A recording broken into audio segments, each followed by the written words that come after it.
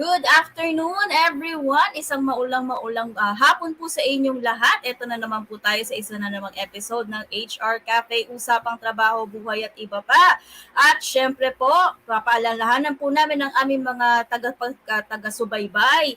Itag na po ang inyong mga kaibigan. Let us know where you are watching from para naman po ma-share natin ang ating learning for today na napakaganda pong pang-end ng ating taon. Ito po ang ating huling episode for the year.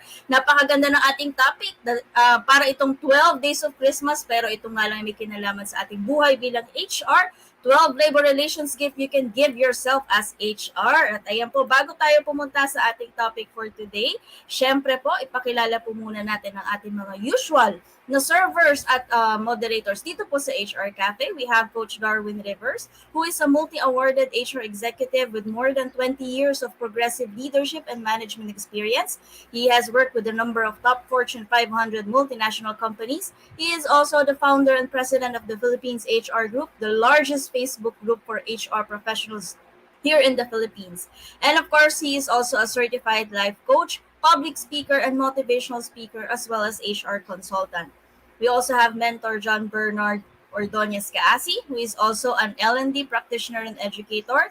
He is an online content creator and social media influencer, better known for being the broadcaster and creator of Unboxing Catholicism podcast and FB Live. He is also a motivational speaker and financial wellness consultant. Unfortunately, both of them can't be with us right now. Tatry nilang humabol. But for this afternoon, syempre hindi po mawawala kaming dalawa ni Mentor Tina. Mentor Tina is an operations and HR leader with broad local and overseas experiences. She is the general manager for retail company and an online content creator and blogger of tinainmanila.com. I am Rona Florentino. I've been an HR practitioner for more than 2 decades now, working in different local and international companies. I am currently the president and CEO of Uprush Social Geekers. I'm also a public speaker and an HR consultant. Ayan po. At kung ito po ay first time nyo po na mapunta dito po sa HR Cafe, ano nga ba at sino nga ba si HR Cafe? HR Cafe provides timely news and updates, not just for HR professionals but for employees as well. We are here to impart knowledge and experiences that are value adding and beneficial, discuss problems, issues, and challenges, and provide answers and resolutions with the help of our guest resource speakers. We also are here to discuss new technology, tools, and processes as well as industry best practices. Kung meron po kayong mga job openings, let us know. Reach out to us via our Facebook page dahil kami po ay isa rin pong virtual job board and we can make any job-related announcements para po makatulong sa mga naghahanap po ng trabaho. We are also here to bridge understanding between employees and employers as well as provide inspiration and motivation dahil bukas ay Monday na naman. Ayan. At syempre, hindi po mawawala ang ating pong usual na balitaktakan, ang ating wow quote for the week. So, ang ating pong wow quote for the week ay nanggaling po kay Steve Jobs. Ang sabi ni Steve Jobs, the only way to do great work is to love what you do. Ayan. Lagay niyo po sa comment section how this wow quote for the week resonates with you para naman po mapag-usapan natin yan. Pero sa ngayon po, Mentor Tina, ano po masasabi mo tungkol sa ating wow quote for the week? A lot of people have different types of motivations, diba? So there is always a reason why we do the things we do. A lot of the Filipino employees do things for the money kasi they believe that if they're properly compensated, they can actually, meron siyang parang pabalik na tama para sa pamilya nila because if you have good income, you can actually support your family very well. Hindi sila magkukulang, your life will be more stable, you can enjoy the fruits of your labor more often. But one of the things that people don't really look at is their happiness in doing the things that they do. A lot of people feel na pag may ginagawa sila, parang hindi nila kailangan mahalin yung ginagawa nila kasi pera-pera lang ang usapan. But the problem is, Filipinos are not really motivated with money. Sa totoo lang, you will find a lot of people who bake, who do gardening, who do YouTube, who do TikTok, who talk to their friends. We do a lot of things not because we are compensated. We do it because we love it. That's the reason Filipinos are very good in the creative arts kasi hilig natin na kumanta at sumayaw at magpatawa. There's many things about same then with HR. When you choose a job, don't do HR kasi it's well paid. Kasi sa totoo lang, HR for many companies is probably one of the more, sabihin natin, hindi naman ganun kataas ang sweldo versus, for example, sa sales, right? Like if you're really motivated for the money, HR is probably one of the worst place to be siguro kasi a lot of companies still see it as a cost center. So the most important thing for us is to really love what we do. Kasi kung hindi mo na-enjoy ang ginagawa mo araw-araw, mapapagod ka din. Kasi HR is a job that keeps on giving. We give and we give and we give and we give. And hindi worth masyado yung bumabalik sa atin. Kasi pag tumatawag ang empleyado natin sa HR, puro may request. Puro may reklamo. Parang ikaw ang may kasalanan na nagrereklamo sila. Kung may mali sa payroll nila, kung for example, yung 13th month pay hindi pa i-release last week, this week pa, parang ikaw talaga yung tadhana ng binabagsakan ng mga reklamo ng lahat ng tao sa iba't ibang departamento. And a lot of us carry that burden. The best thing to do to fight is to actually, really love serving others. Kasi if you get why you are doing HR, the load is not heavy at all. In fact, it's very light. You feel that you are a very big contributor and helping others. So lalo-lalo na tama si Steve Jobs, if you really, really want to last in HR, you have to love what you do. And if you don't, please switch to another career kasi kung hindi ka rin tatagal, why invest even more, 'di ba? So with that, I would also like to encourage everyone to please share with us your thoughts on the wow quote of the week. And I'd like to greet JRA Razon for being the first person to say good afternoon to everyone. And then so other people then, see Flor Cruz says, good afternoon watching from Malabon. GE Ella says, good afternoon watching from Iloilo City. And then hopefully everybody else can also greet us this very rainy Sunday para at least kahit na last meeting na natin to, we come out with a bang. How about you, Ma'am Rona? Ayan, ako maganda yan. Maganda yung sinabi mo. Agree ako sa'yo, Mentor Tina. Pero bago ako dumiretso sa ating wow quote for the week, I just noticed, yun nga, may sa atin, bumati sa atin from Iloilo City. I hope you're safe there. I hope you're okay. I think Iloilo, Cebu, Bohol, these are some of the parts of the Philippines na talaga naman tinamaan ng matindi ni Typhoon Odette. So I hope that you are doing well there. Yung mga ano po natin, kabaro natin sa HR, if you have employees who are currently residing in Cebu, Iloilo, and all of the different other areas in Visayas, they were badly hit by Typhoon Odette. So if hindi makontak o kung ano pa man, please medyo konting pag-intindi sa nangyari sa kanila. If you would see the pictures posted online, sobrang kawawa ang Cebu and Bohol talaga badly hit. Ang Iloilo, I think they were also badly hit. I have some friends there na right now they're trying to recover from what happened. Pero meron pa rin mga areas na walang kuryente at it's hard to get in touch with them via text or via call. So, konting pag-intindi po mga kabaro natin sa HR. Now, going back to our wow quote for the week.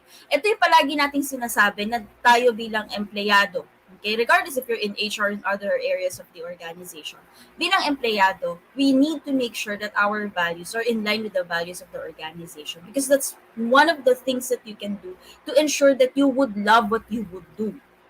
Okay, and you need to also know what are your strengths, what are your weaknesses, para make sure mo na kung ano man yung trabahong papasukin mo is something that you would really love doing. Lately, I have been seeing posts in Philippines HR group na sinasabi nila na ayoko na sa trabaho ko, masyadong mabigat, ang daming ginagawa, yung boss ko ganito, ganyan. Guys, walang trabahong magaan. Okay? Wala. Now, you might say, sabi ni Mentor Tina, light lang naman daw ang work sa HR. You know what makes it light? It feels light because you love what you're doing. If it's not something that you like, it will not feel light. Imagine mo, kung kunwari ang paborito mong gawin sa buong araw mo pag wala kang masyadong trabaho is mag-TikTok. Creating videos for TikTok is not that easy. You edit, you do all of these transitions. You have to think of a good idea, a good concept for your TikTok. That's not easy, but it feels easy because you love it. Diba? Bilang HR, we need to make sure that we are doing what we love. Do you love growing people? Do you love training them? Do you love providing information? Do you love talking to them? Do you love making sure that they are well taken care of? Do you love those things? Do you love being in service of others? Because if you don't love those things, it will be a burden. It will be very hard. It will be taxing on you to answer questions day in, day out. Same questions, day in, day out. Kasi nga, it's not the thing that makes you happy.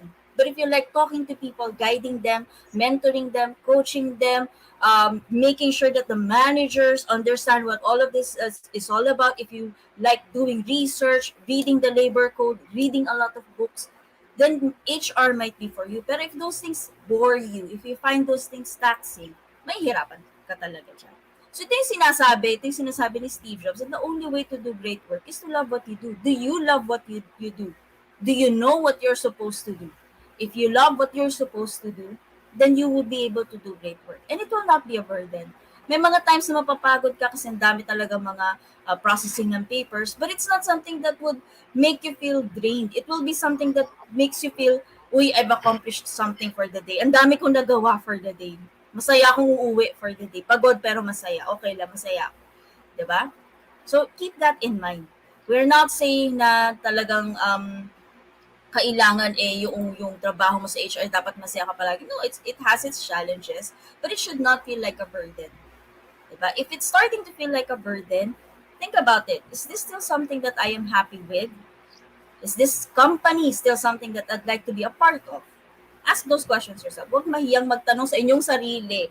I-ano nyo muna, introspect and see if it's still something that you are happy with. Because if you're not happy with what you're doing, you will not be able to do great work. Sa yung ibang mga companies that I've worked with, lagi naming nagiging aim is kung hindi ka masaya ngayong araw na to, mag-leave ka na lang. Kung hindi ka, wala ka sa tamang frame of mind, mag-leave ka na lang. Kasi naiintindihan namin that if your heart and your mind is not in the proper place, wala.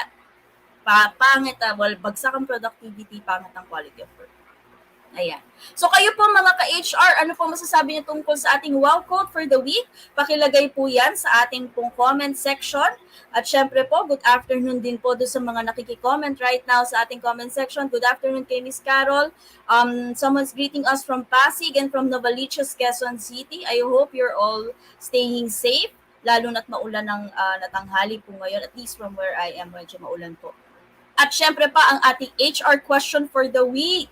Can employees advance leave benefits that they have not yet earned? Ayan. Mentor Tina, ano po masasabi mo sa ating HR question of the week? Itatagalog ko siya ha. In another way, okay, metaphor that everyone can understand. Pwede ba nating gastusin ang pera na wala pa sa bulsa natin? Paulit ha. Pwede ba nating gastusin ang pera na wala pa sa bulsa natin? A lot of people are asking about holiday and vacation leaves because a lot of companies are closing down for the second half of the year, second half of the month because of the Christmas break. Ang mandatory lang talaga sa batas kasi is the service incentive leave, which is eligible for all employees naman so long as they have reached at least 1 year of service, be it staggered or continuous. Mandated po ang service incentive leave sa batas.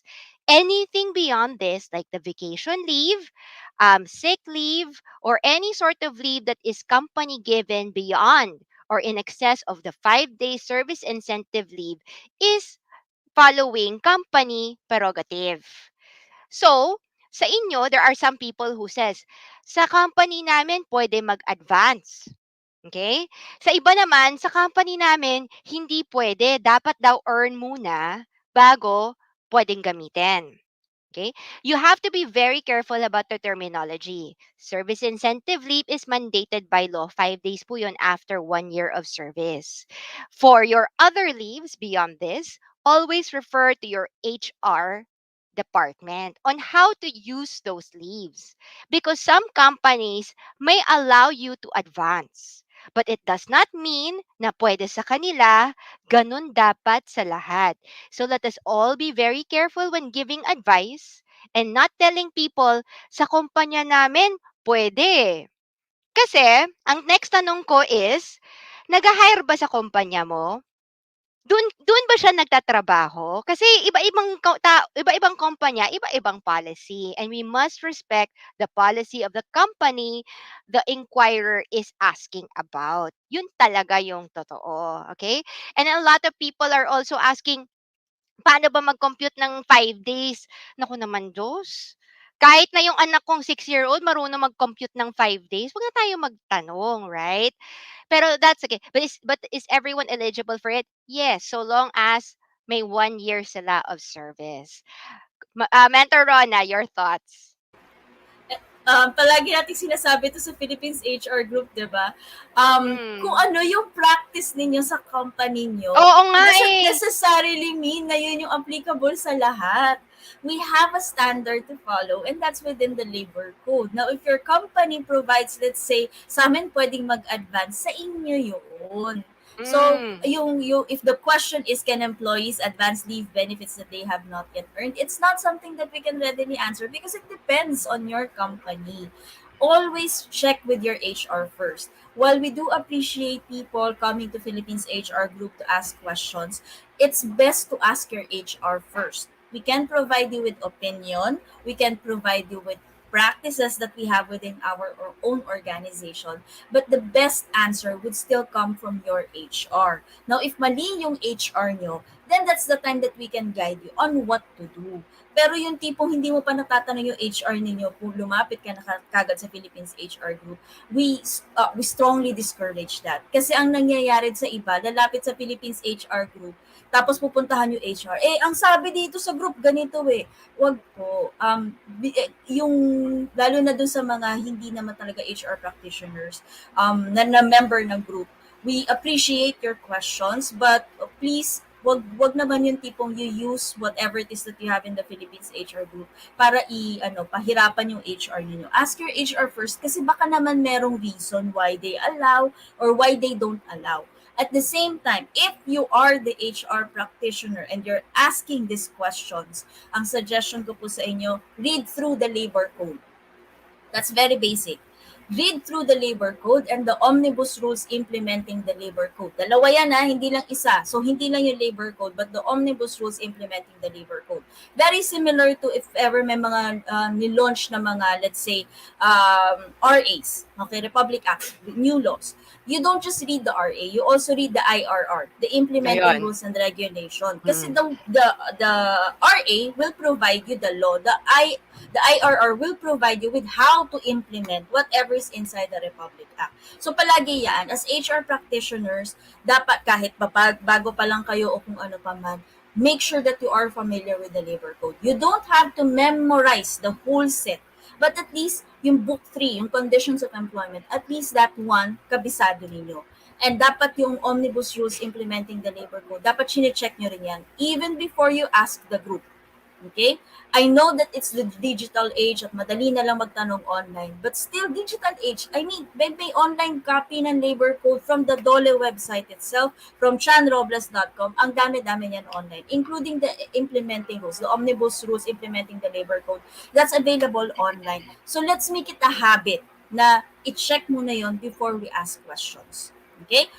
Again, HR question for the week, we cannot readily tell you na hindi or oo or pwede kasi it will depend on your company. It will depend on the situation. It will depend on whatever is happening within your organization. Always check with your HR first. And at the same time, if magpo-post naman sa Philippines HR group, always give all the details. Okay? Huwag yung tipong one-liner tapos manghuhula kami. Ano bang nangyayari? Post nyo yung buong details, yung lahat ng information para pag nagbigay sa inyo ng opinion. Okay? Opinion lang ang pwede namin ibigay. We can provide legal references. But at the end of the day, the specific situation is still something that we are not privy to. So, kailangan kayo talaga yung mag-handle niyan. So, provide all the information, but always read the labor code, read the omnibus rules, check with your HR first. Ayan. Okay. Happy Sunday daw po, sabi ni Miss Judy Ann Marquinez. We also have someone watching from Santiago City, Isabela. Ingat-ingat po tayo. I really hope that you are safe and sound. Wala sanang malakas na bagyo sa inyo right now. I think palabas na ata ng area of responsibility si Odette. So that's a good thing. Now, meron pong maganda, hindi naman siya 100% magandang balita sa atin bilang employers, but at least DOLE has already halted labor inspections for December 2021. So for December 2021, makaka-expect po kayo na walang inspection na mangyayari, whether it's a routine inspection or a surprise inspection, mukhang wala po. Ngayon, ito po ay para po yung mga ating mga labor departments ay kanila pong ma-dispose ang any pending labor standards cases and prepare for the inspection program that will be happening by 2022. This announcement is under Administrative Order number 269, and BELO has directed all DOLE regional directors to temporarily cease all labor inspection activities in their respective regions starting December 1. However, hindi po kasama dito ang inspection po in relation with occupational safety and health standards or COVID-19 monitoring under the Joint Memorandum Circular number 20-04A. So yung inspection lang po na matitigil ay yung routine inspection at yung surprise inspection po natin or yung complaint inspection. But yung atin pong inspection in relation to occupational safety and health standards, particularly in relation to COVID-19, yan po ay hindi pa rin po matitigil at maaari pa rin po magkaroon ng inspection regarding dyan. Okay? So yan po ang pinapasabi ng ating Department of Labor and Employment. So yung mga routine inspection po, at least kahit paano makakapagpahinga po, yung mga kinakabahan, baka ma-routine inspection po sila. Pero mag-prepare po tayo dahil first quarter of 2022, usually next ano na po yan, next schedule na po ng routine inspection for the year. So make sure ngayon pa lang na you have your general labor standards, you're adhering to it. Meron pong self-checklist ang DOLE from their website. You can use that in order to see kung ano ba yung mga kailangan yung isundan na mga guidelines para kayo po ay maging compliant dun po sa general labor standards. Okay. At syempre po, pinapaalalahanan ni SSS ang ating po mga OFW members. Deadline po for the SSS contribution payments for 2021 ay malapit na po. January to September 2021, yaan po until December 31, 2021 na lang po. At yung October to December 2021, meron po kayo hanggang end of January para po magbayad ng inyong pong mga contribution. So this is particularly for the OFW members, covered employees, at yung ating pong mga voluntary at self-employed. Iba po ang schedule ninyo. This is just for the OFW members. Mentor Tina, ano po ang latest natin mula sa ibang agencies? All right. Before I start, I would like to greet those who are saying hi to us in Facebook. Rona Corbano says good afternoon from Pasig. Bel Del Rosario says good afternoon naman from Novaliches, Quezon City. Ronald Lapus is watching from Santiago City, Isabela. It always makes my heart sing when I see people from different areas of the Philippines watching us at the HR Cafe. Carol says good afternoon. Ann Escudero is from Misamis Oriental, Mindanao. She tells everyone to please stay safe. Metika Tikame says thank you for the words of wisdom. Edison Andamo, I hope you are doing well in Las Piñas City. And Judy Ann Marquinez says happy Sunday po, watching from Oriental, Mindoro. Bing Munsod, good afternoon from Marikina. And Marie Ann Maan says good afternoon everyone. And with this, we start with our updates with Pag-ibig. The Special Housing Loan Restructuring 2 is only until December 31, 2021. So it's within the end of this month lang. So if you are a Pag-ibig housing loan borrower or installment buyer and hindi po kayo nakapagbayad ng 3 buwan for whatever reason, and your account has not yet been canceled or foreclosed, Pag-ibig is inviting you to apply for the loan restructuring 2 program para ma-waive po yung penalties ninyo ng hindi nyo binayaran na amortization. This way, hindi po masasayang ang inyong mga properties at hindi ma-foreclose ang mga property ninyo kasi sayang din talaga. You can also opt to also prolong the payment term and ibaba ang monthly payments natin. But please beware kasi the application is only until December 31 and they're very strict at this. Malamang wala na po siyang extension. So please apply kasi it is your home. Sayang naman po yung hindi mo pagkuha ng amortization because of whatever reason. Next, another good news from the Pag-ibig Fund is that if you have a Pag-ibig loyalty card, you will have a 5% discount on all services with high precision.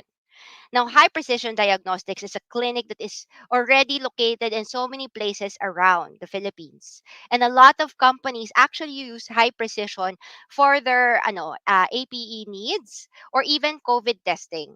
So if you actually have a Pag-ibig loyalty card, please note 5% discount siya on all services. So take advantage of the Christmas break to at least apply for a Pag-ibig loyalty card kasi marami pa siyang iba't ibang mga discounts tulad ng discount din sa ating paboritong fast food chain which is McDonald's.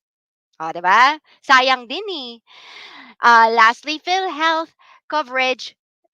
We have to remind ourselves that there is a PhilHealth coverage of 15,800 if you have diabetes mellitus. A lot of people give PhilHealth a lot of slack. Hindi natin makalimutan talaga yung 15 billion daw na nawawala sa PhilHealth and there is a lot of scandals surrounding this. But let us not hide the fact that there are also way, way, way more benefits in being a PhilHealth member. So for example, if you have diabetes, Okay? You do ang ano diyan, ang hindi ko ang case rate po niya is 15,800, and sayang din talaga kasi it is still savings from your pockets. So I know you might have a lot of complaint, but please take note, PhilHealth is mandatory for all companies. Kasi a lot of HR and a lot of bosses say, eh, sana kanino naman kasi napupunta yung pera natin sa PhilHealth kaya hindi na lang tayo magbabayad. Up, up, up, irregardless, SSS, PhilHealth, and Pag-ibig are mandatory benefits for every Filipino employee if they are employed. Hindi ibig sabihin pag regular sila, sa kanyo babayaran. Kahit po ang mga probationary at contractual, ay kailangan nyo po ring bayaran ng PhilHealth, SSS, and Pag-ibig. So please do not say it's because of whatever corruption or red tape kaya hindi na kayo magbabayad. Please hold it kasi if you don't pay, malaki po ang liability ng employer for non-payment of the mandatory benefits. Next. Lastly, from my part, sa PhilHealth na naman po tayo, alam po ba ninyo that if you are a voluntary paying member, you can actually pay your contributions online if you are a self-earning member through their online website. So it's very, very convenient. You can actually register your account in your PhilHealth member portal, which is at memberinquiry.philhealth.gov.ph/member. So if a lot of people say, ang hirap magbayad sa PhilHealth, nope. It's actually easier and it will get easier in the next coming months. So please register and pay and enjoy the benefits. And sana naman hindi natin siya magamit kasi sino ba naman ang gusto magkasakit? Back to you, Rona. Correct. Ayan po.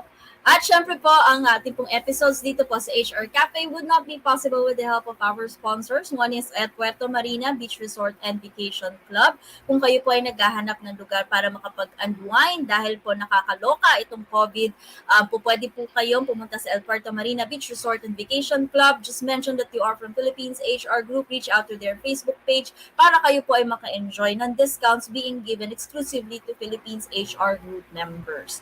At syempre po, kung kayo naman ay naghahanap at gusto pong gamitin ang inyong free time for additional learning, nandiyan naman po ang ating partner People Matters. They have recently launched their virtual HR certification programs, and Philippines HR Group members can get as much as 25% off on the different certification programs that they have. So they have certification programs on virtual recruitment and onboarding, virtual performance management, and of course, yung kanila pong reimagining employee experience. They have partnered with a lot of different leading companies right now. So if you would want to be one of those companies, you can partner with People Matters and take advantage of the 25% discount.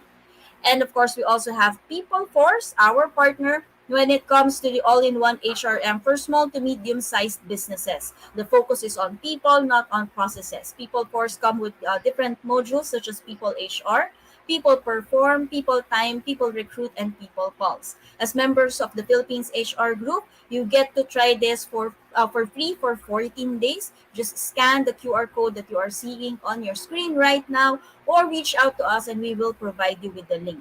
Okay? You can also visit their website at www.peopleforce.io para po doon sa kanilang mga iba't ibang modules na ino-offer. Ayan po. At syempre pa po, if you're looking for an HMO coverage para sa inyo pong mga loved ones, we recommend getting in touch with MaxiCare and taking advantage of their MaxiCare Prima Silver and MaxiCare Prima Gold. Ito po MaxiCare Prima Silver, this is for individuals up to 59 years old, and MaxiCare Prima Gold is for senior 60 years old and above. Tandaan po natin na most HMO programs do not cover yun na po mga lagpas 65 na po. So a good alternate to that would be MaxiCare Prima Gold para po sa inyo pong mga employees na matatanda na or sa dependents ng inyo pong mga employees para naman po in case na kailanganin nilang i-hospital, meron po kayong pangsalo, meron magko-cover niyan. So that's Prima Silver and Prima Gold from MaxiCare. You can also visit www.shop.maxicare.com.ph for more details on the coverage of Prima Silver and Prima Gold. Ayan po. And of course, we would like to invite everyone for free webinar. All you need to know about viral infections. This is happening on January 14, 2022, Friday, 12 noon. Doon po sa Facebook page ng Watson. Ako, kung kayo po ay mahilig po kay Nurse Even, ayan, makikilala niyo po si Dr. Alvin Francisco. Ayan, siya po ang special guest. Naku, tuwan-tuwa po ako dyan kay Nurse Even at kay Dr. Alvin Francisco. Madalas silang nagko-collabs. If you've seen them a number of times, nako, napaka-exciting. Magiging exciting itong webinar na ito. This webinar is being hosted by Samantha Fervor. Ito po ay pag-uusapan natin dito kung ano ba ang viral infections, what are the symptoms of a viral infection, how do you protect yourself against a viral infection, and what vaccinations you should take. So ayan po, part po ito ng Let's Talk Wellness na program po ng Watson's Pharmacy. Again, this is happening on January 14, Friday, Watson's PH Facebook page, 12 noon. Huwag niyo pong kakalimutan yan. Okay? Ayan, at kung kayo po ay meron pong mga gustong ipa-announce sa amin, be it job openings that you might have or any HR related event that you might have, please reach out to us via our Facebook page, or you can also join our Facebook group and LinkedIn group, Philippines HR Group. Search nyo lang po yan, mahahanap nyo na po. Like also our Facebook page, the HR Cafe, Usapang Trabaho, Buhay at Iba Pa. And if you are looking for sponsorship, partnership, or packages, please send us an email at darwinrivers@yahoo.com or message us at HR Cafe, Trabaho, Buhay at Iba Pa para po ma-accommodate po namin kayo. Okay! Mentor Tina, ano po masasabi mo tungkol sa ating topic for today? Naku, napaka-exciting nito. It is with great pleasure that I will introduce to everyone our special guest, HR expert for this weekend. We have Sir Mariano Aguilar Jr., who is better known as Sir Bong Aguilar. Si Sir Bong, marami na yung experience. Over 30 years of experience in HR and administration. He has worked in the following industries, which include manufacturing, government, insurance, mining, hotel, restaurant, leisure, media events, construction and real estate, education and retail. In short, halos lahat na ng iba't ibang klaseng kumpanya sa Pilipinas napasukan na ni Sir Bong. So alam na po niya ang mga ins and outs of all of these businesses. He is currently the co-founder and former director of HR Mentoring from March 27 up to the present. He is also part of Rev Up Advertising and Events in Makati City and also part of the executive consultancy contracting technical assistance and management company. He is a proud graduate of behavioral science from the University of Santo Tomas and the National Computer Institute. But at the same time, he is also a licensed security officer by the Philippine National Police, SOSIA, and a first aider by the Philippine National Red Cross. Ang dami po niya mga organizations. I'm not gonna list him here because we're very excited to hear from him talk about his topic for this weekend, which is the top 12 labor relations gifts you can give to yourself as an HR. Let us all welcome Sir Bong Aguilar. Good Good afternoon, afternoon, Sir everyone. Bong. Naririnig niyo na ba ako? Yes, Yes po. very Okay. malinaw po. A lot of people Okay. are always watching you, your comments, 'di ba? And just Ba- right now, nakasulat po, 'di ba? Sinasabi nila dapat pakinggan daw yung mga comments mo. 'Di ba? 'Di ba sa Philippine Thank you. HR right now. So shall we give you the floor as you talk about your topic for this time, and then later on we will support you in the Q&A. Okay. All right?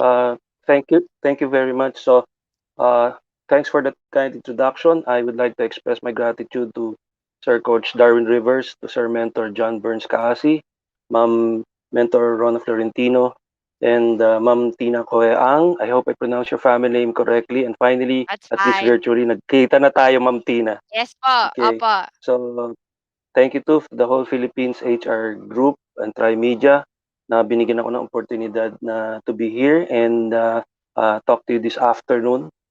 It's my honor and my pleasure. Um, I also want to apologize because unfortunately, due to technical reasons, I cannot use my laptop, so I'm talking to you using my cell phone. And the beautiful ladies, Ma'am Tina and Ma'am Rana, will help me in sharing the screen and move my PowerPoint as we go along. So please bear with me. I just want to clarify to everybody, I don't consider myself an expert. I will never consider myself an expert for basically three reasons. For one, someone has more expertise than I am. That's for sure. Second, I believe that debates among everyone, especially someone who does not only have a point but also has basis, whether it's legal or scientific, can give his or her point of view. So maaaring maging expert din siya. Number three, I'm not a lawyer. So yung gustong mag-leave the group because I'm not a lawyer, please feel free to do so. But rest assured, I've been conducting discipline management seminars for at least 2 decades now. And sometimes the participants in those trainings are lawyers themselves. Okay, so um, let's go on the topic. So good afternoon. So I thought of 12 labor relations gifts can give yourself as a topic because next to performance appraisal, labor relations for discipline management, or however you want to call it, is one of the least appealing jobs in HR. Why? Simply put, because you will involve dismissing people, which is not a very happy job. It's very stressful, to say the least. Second, unless you underwent a semester of labor code in college, like I did, it would be difficult job for you because you do not have a benefit of an educational foundation. I was fortunate na this alma mater ko, as mentioned, UST, we had not only professor for that, but also class advisor namin. She was a seasoned attorney who would later work for the Supreme Court. So my hats off to Attorney Senaida Elepaño. Third, which leads me to this, I often see in chat groups, not only in Philippine HR group, na may nagtatanong about labor relations. So kung HR ka, kung hindi mo alam ang labor relations, you need to go back to the drawing board. Don't worry, I went through that also.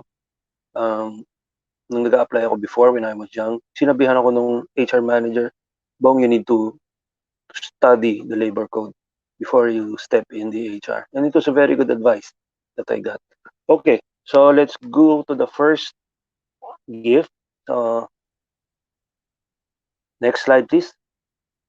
Attend seminars if you can. Attend Will at Soler at UP. So during the 90s, I was fortunate to have a lawyer as a boss. His name is Attorney Leo Duritan.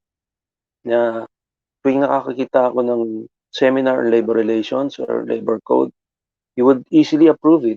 So naka-attend ako ng maraming seminar, including the one at UP Soler. Ang masaya pa sa UP Soler is halo-halo. May management, may union, may everybody. Kaya ang sarap nung bakbakan. Pero all in professional happy ways, walang nothing personal of the sort. And at least during 3 occasions or during 3 seminars, I was fortunate enough that the speaker was none other than the esteemed attorney Josefo Jimenez. So kilala nyo ba si attorney JJ? Kung hindi, siya lang naman ay dating labor leader. Siya lang naman ay dating senior official ng isang beverage company sa Pilipinas. Siya rin ay dati ring senior official ng Department of Labor. Naging past president na siya ng PMAP. Naging professor siya ng labor law. And I think up to now, he still is. So, but most of all, he's a very approachable, he's a very humble person despite his credentials. Yun ang maganda kay Attorney JJ. Okay. So going back to the seminars, attend lang kayo tulad nito.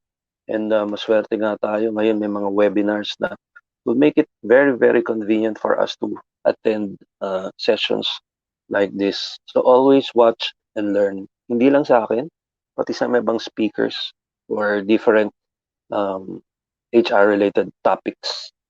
By the way, if I talk too fast, just let me know. Kung mahina yung voice ko, let me know. If you don't understand a word I said dahil baka nakain ko yung salita ko, just let me know, please.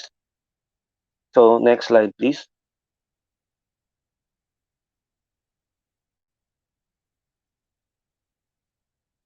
So know and implement the due process. So often forgotten is this principle. So kahit gaano kasimple siya and gaano kadali gamitin, tinatanong pa, ilang notices ba ang kailangang bigay pag nag-implement ng due process? So ano nakasulat diyan? Ilan? So kung nabasa nyo yung image, so it's two. The first is always about the violation, the second is about the decision. Pero katulad ng sinabi ko nga kanina, ang daming HR practitioners nagtatanong pa kung kailan or ilan magbibigay ng notices, anong klase, etc. Yung rule na to o yung two notice rule is nakalagay yan sa labor code. So hindi something na pwede nating itsapwera yan. We cannot dispense it. It is legally mandated. So tayo mga HR, kahit tulog tayo, dapat alam natin yan. Para kahit sinong boss o sinong union officer, sinong dole arbiter na makaharap natin, alam natin yung ginagawa natin. So, and alam mo din, pag meron sa office na nagsabing ito lang ang kailangan natin bigay na notice, nagdudunong-dunungan yun. But you know better because you know the law. I once had an experience where the general manager nagtanggal ng isang empleyado without undergoing the two notice rule of the due process. So, binarangay pa. So, sabi ko, kulang yun, kulang sa documentation. Late pa sinabi sa akin, yung day na terminate niya is 11 days after, dun lang niya ako sinabihan. So, habol ako sa mga notices, buti naman hindi kami nadole. So, pero we filed a criminal case dahil nagnakaw nga. Okay. Next slide, please. Gift number 3. So, read cases on the web. Especially go to the website of the Supreme Court. So, ano yung website ng Supreme Court? www.supremecourt.gov.ph. I'm sure kahit hindi nyo naintindihan sinabi ko, you can Google it, you can find it. Meron dong menu regarding sa mga cases. Ang latest na nakita ko was about 2021. Pero dati pwede mo makakita yung mga past cases. I mean, when I say past cases, past years.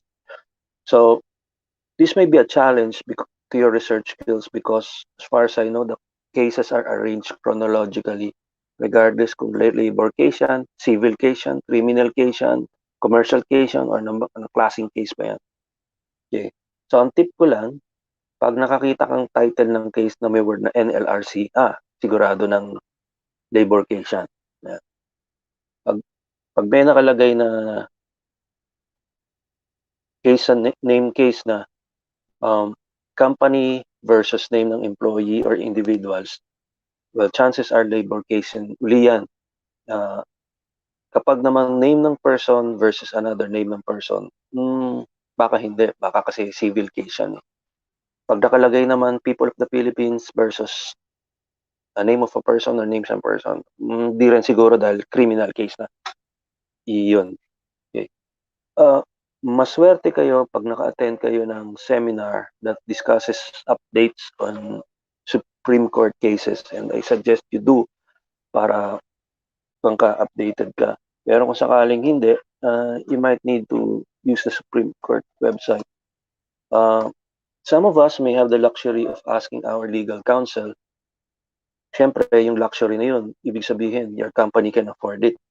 Pero ngayong pandemya, where many companies are cost-cutting, baka even as simple as emailing your legal counsel may not be something that your superior or your managers or your president will easily approve. Baka sasabihin sa'yo, i-google mo na lang yan, or i-research mo na lang yan, or tanungin mo na lang sa mga kasama mo sa HR. Kaya lang problema, pag kunyari nga, something na common question that you should have known in the first place, baka sabihin mo sa HR, baka hindi mo na-research yan. So, I do that to many of you kung nakikita nyo sa sinusulat ko. So, if it's a challenge, ngayon yung mapapractice yung research skills yung ginamit nyo na nag-aaral pa kayo ng high school and college. So, continue yung research yan. So next slide, please.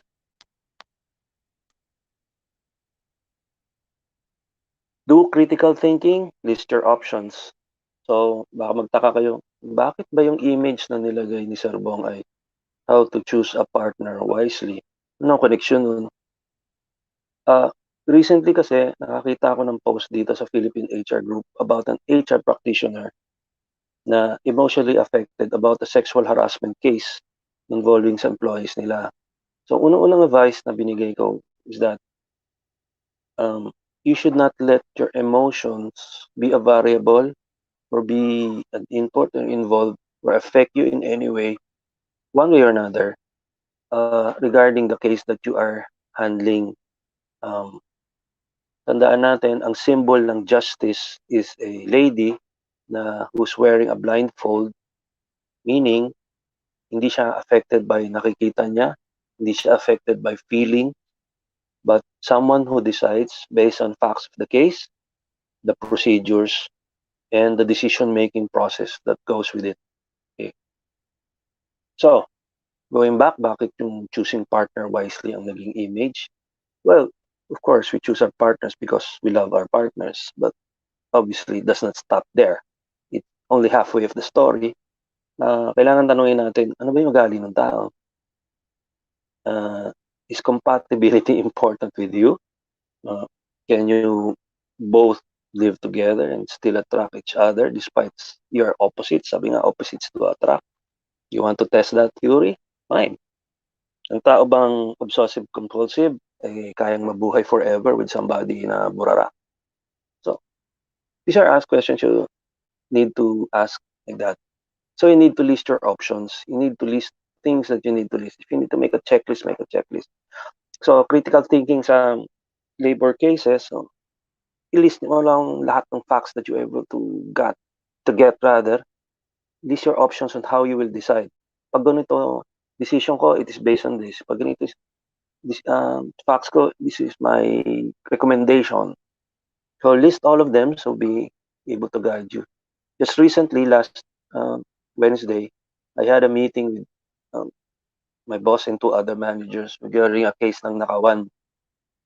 So, ay yung yung code of conduct kasi na sinasabi puro series of 30-day suspension, sumabot na ng I think 90-day suspension. But I recommended dismissal dahil sa bigat ng kaso.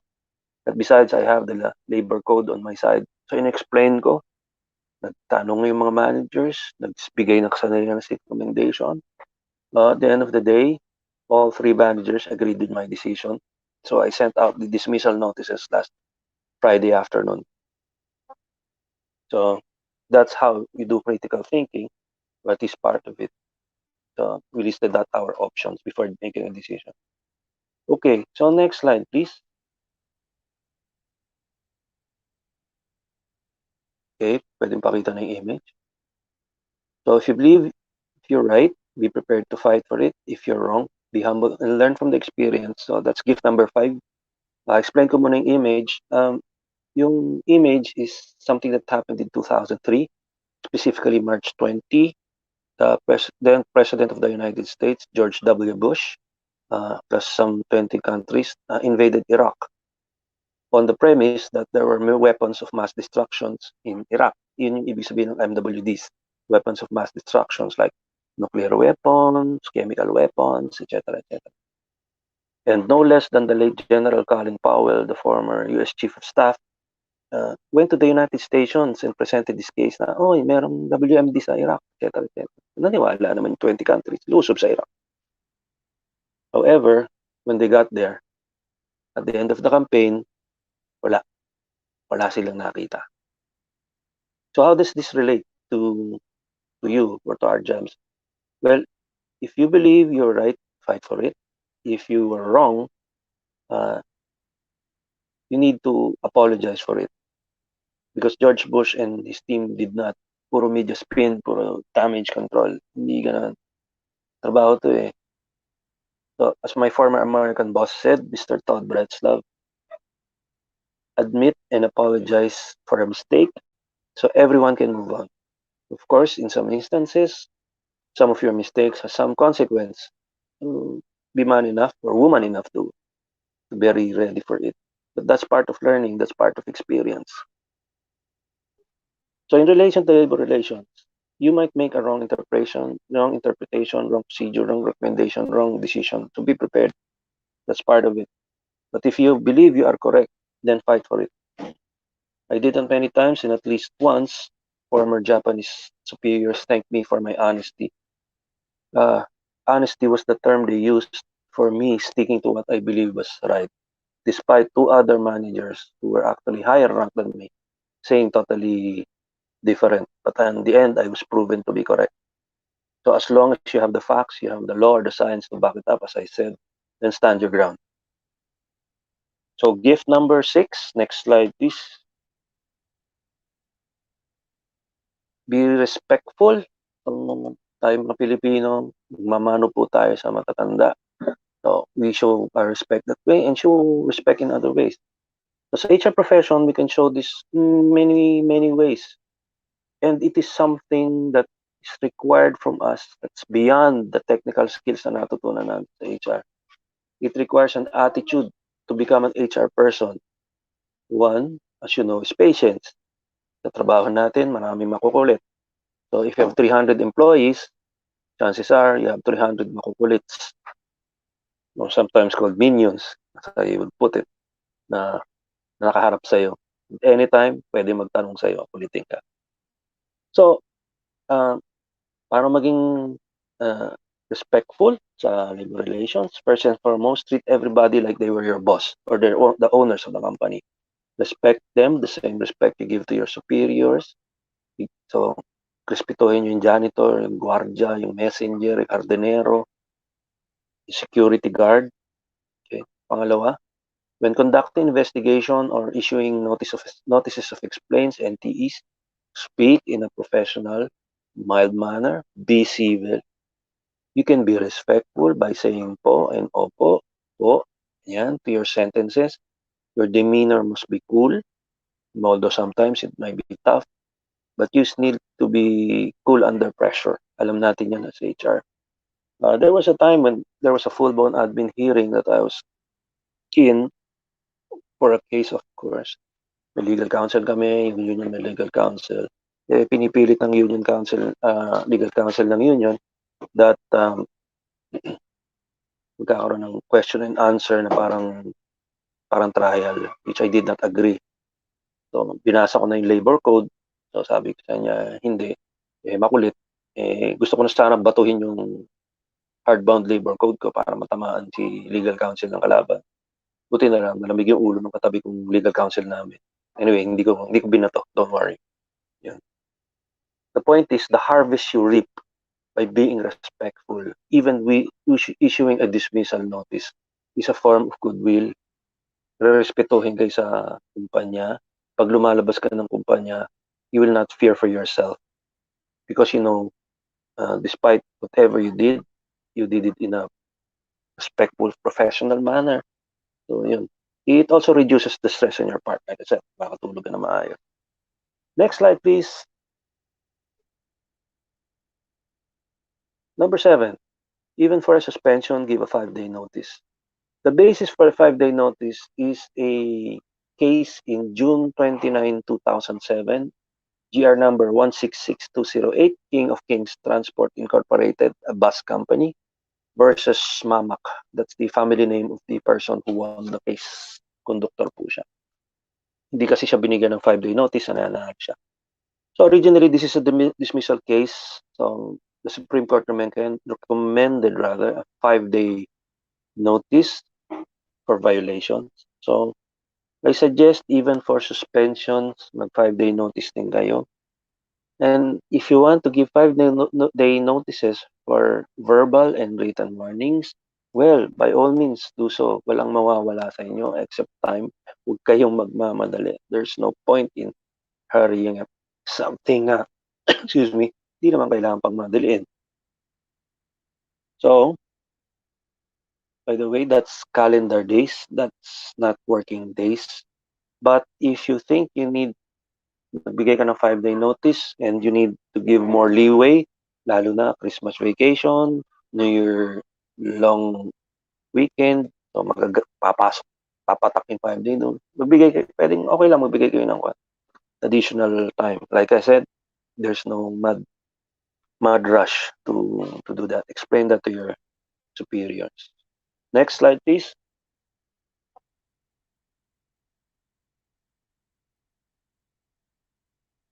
You ready? In case you make mistakes. So, I think kilala niyo yung taong yan, Steve Harvey. We saw him a few days ago when Miss India won. And he's very famous for what happened in the Miss Universe of 2015, wherein Miss Colombia was first called as Miss Universe and later it was given to none other than Miss Philippines via words back. High drama. So, hindi lang po si Steve Harvey magkakamali.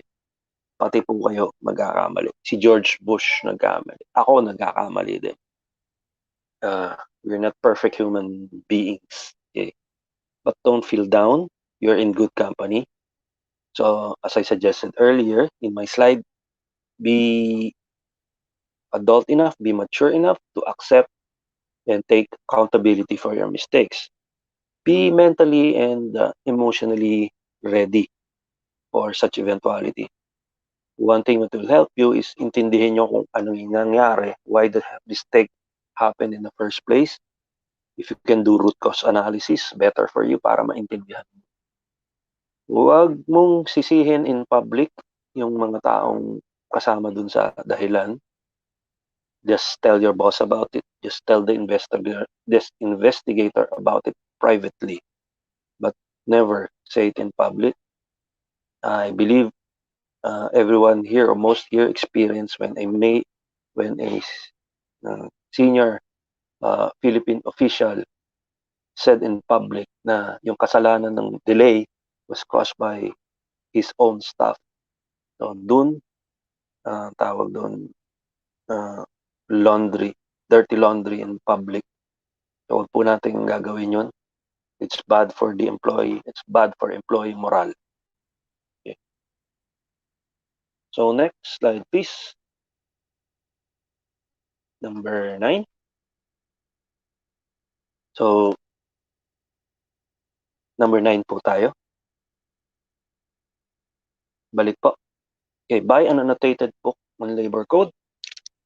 So, I bought not just one, but 2. Yung nauna ho, medyo luma. Ito actually 2016 pa. So, I'm due to buy one more. This is the book, labor code is annotated, meaning may explanation siya, may footnote siya para magagiling reference ninyo. So, it will be part of your research. So, imbis na mag-google nyo, medyo mabilis dahil may table of contents naman. And of course, pag binili nyo, siyempre basahin nyo kahit paano para more or less kabisado nyo kung saan nyo hahanapin. Yung mga hahanapin nyo. That way also, pagkaharap nyo ng empleyado, pagkaharap nyo yung boss mo, kaharap mo yung manager mo, kaharap mo yung union, kaharap mo yung labor arbiter, meron kang, kumbaga, may bala ka. And pag dinala mo pa yung pati yung libro, hindi lang bala mo, bala dala mo, pati baril, dala mo. So you're ready to fight, so to speak. Okay. So, karamihan ng mga advice na binibigay ko sa inyo sa group chat ay galing dyan po sa librong yan. Sometimes I even make a screenshot because it might be easier to explain that way. So, ngayong Pasko, may pera kayo, may 13th month kayo, may bonus kayo, bumili kayo, punta kayo sa bookstore na malapit sa inyo, hanap kayo ng labor code book na annotated. Okay. Suggestion ko, yung mga nilalagay nyo sa cart, mag-send to cart ng send to cart. Kung may binibili kayong drinks everyday, wag muna kayong bumili, mag-ipon muna kayo ng pera and invest on that. Personal ko yan. So, regardless of where I go, so bit ko yan. And like I said, I'm due to buy one next year. Next slide, please. do backdoor research. So, sino yan? Si Marites. Di ba kilala niyo si Marites? Ano si Marites? Mare, ito yung latest, di ba? Yan. Pero kilala niyo ba si Maricon? Sorry, hindi ko nababasa yung chat. Okay? So, sino si Maricon? Mare, confirm. Ayan. Pero kilala niyo ba si Marivi? Si Marivi, kilala niyo? Kung hindi, si Marivi, si Maring CCTV, yung lahat nakikita, lahat maririnig. Ayan. Seriously, actually may value yan. Pag HR, actually, kailangan medyo masama masabihin, but it's a necessary evil, na kailangan chismoso-chismosa ka. At the very least, kailangan you have your ears open for things that are happening around you. Because dun mo lang maririnig yung mga kwentong nangyayari. Tulad recently, we opened store sa SM Grand Central. Grabe. Laging jam pack yung mga taong bumibili sa store namin. To the point na gusto nang mag-resign yung mga employees despite the fact ang dami-dami na nila. Sinusuportahan pa sila ng ilang head office people. Hindi ko nalaman yun. Hindi ko nalaman yun kung hindi ko lang narinig sa driver. So yun, isang magandang tip yun.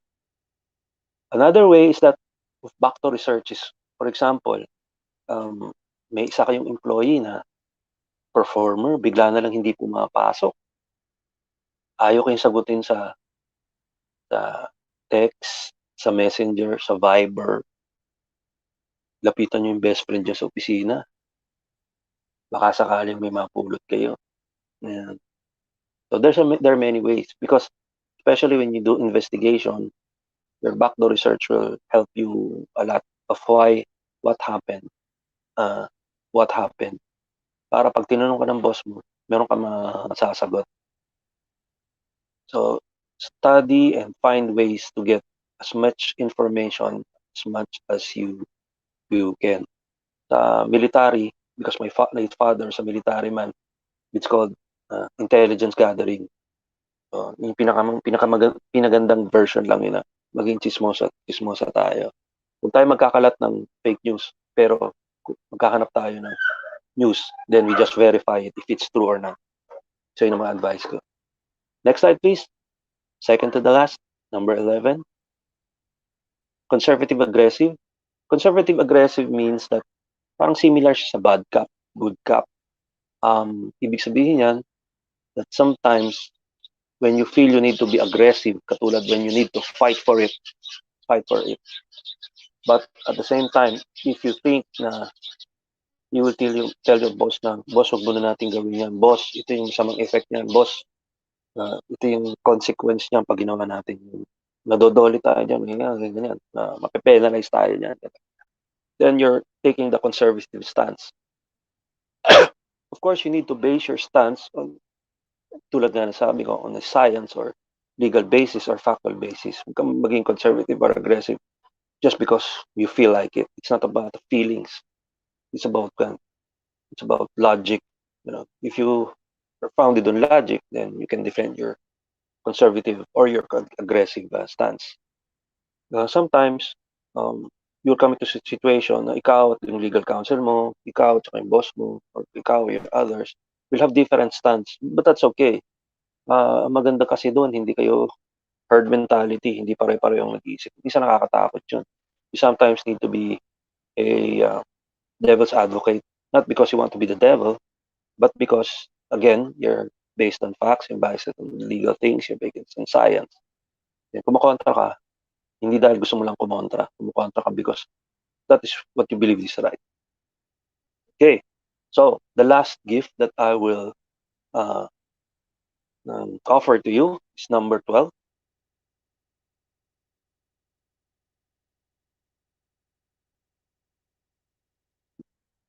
Okay, give a sanction, not a penalty, not a punishment. So, I suppose marami sa atin nakakita na ng Code of Conduct ng rules and regulations natin na kadalasan nakalagay, uh, penalize the employee, punish the employee.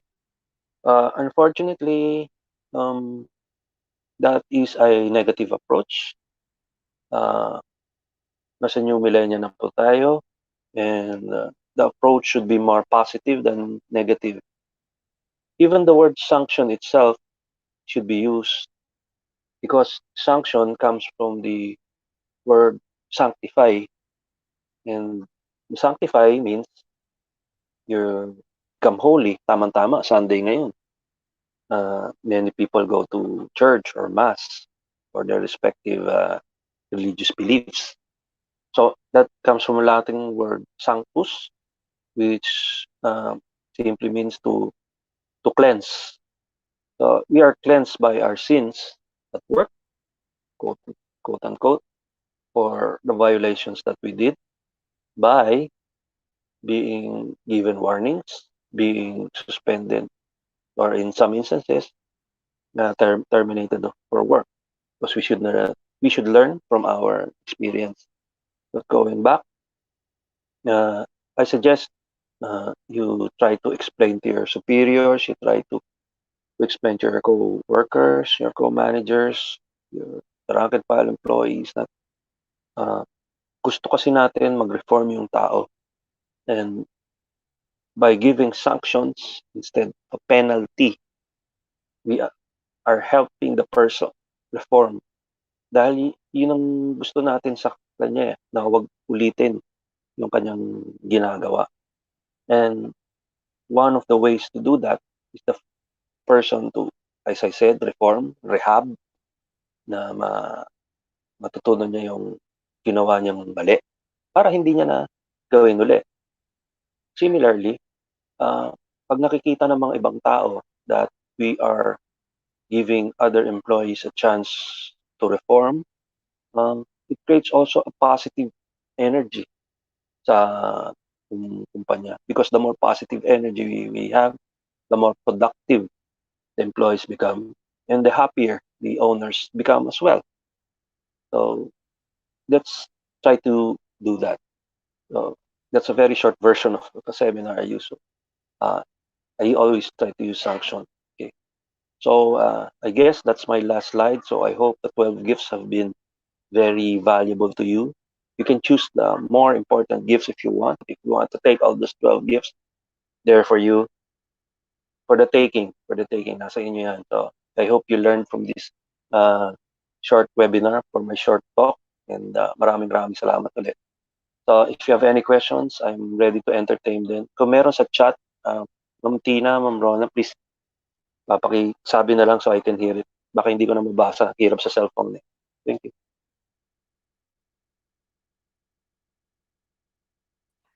All right, Sir Bong. Mhm. We'll start Thank you with a so few much. question and answers for you to start with.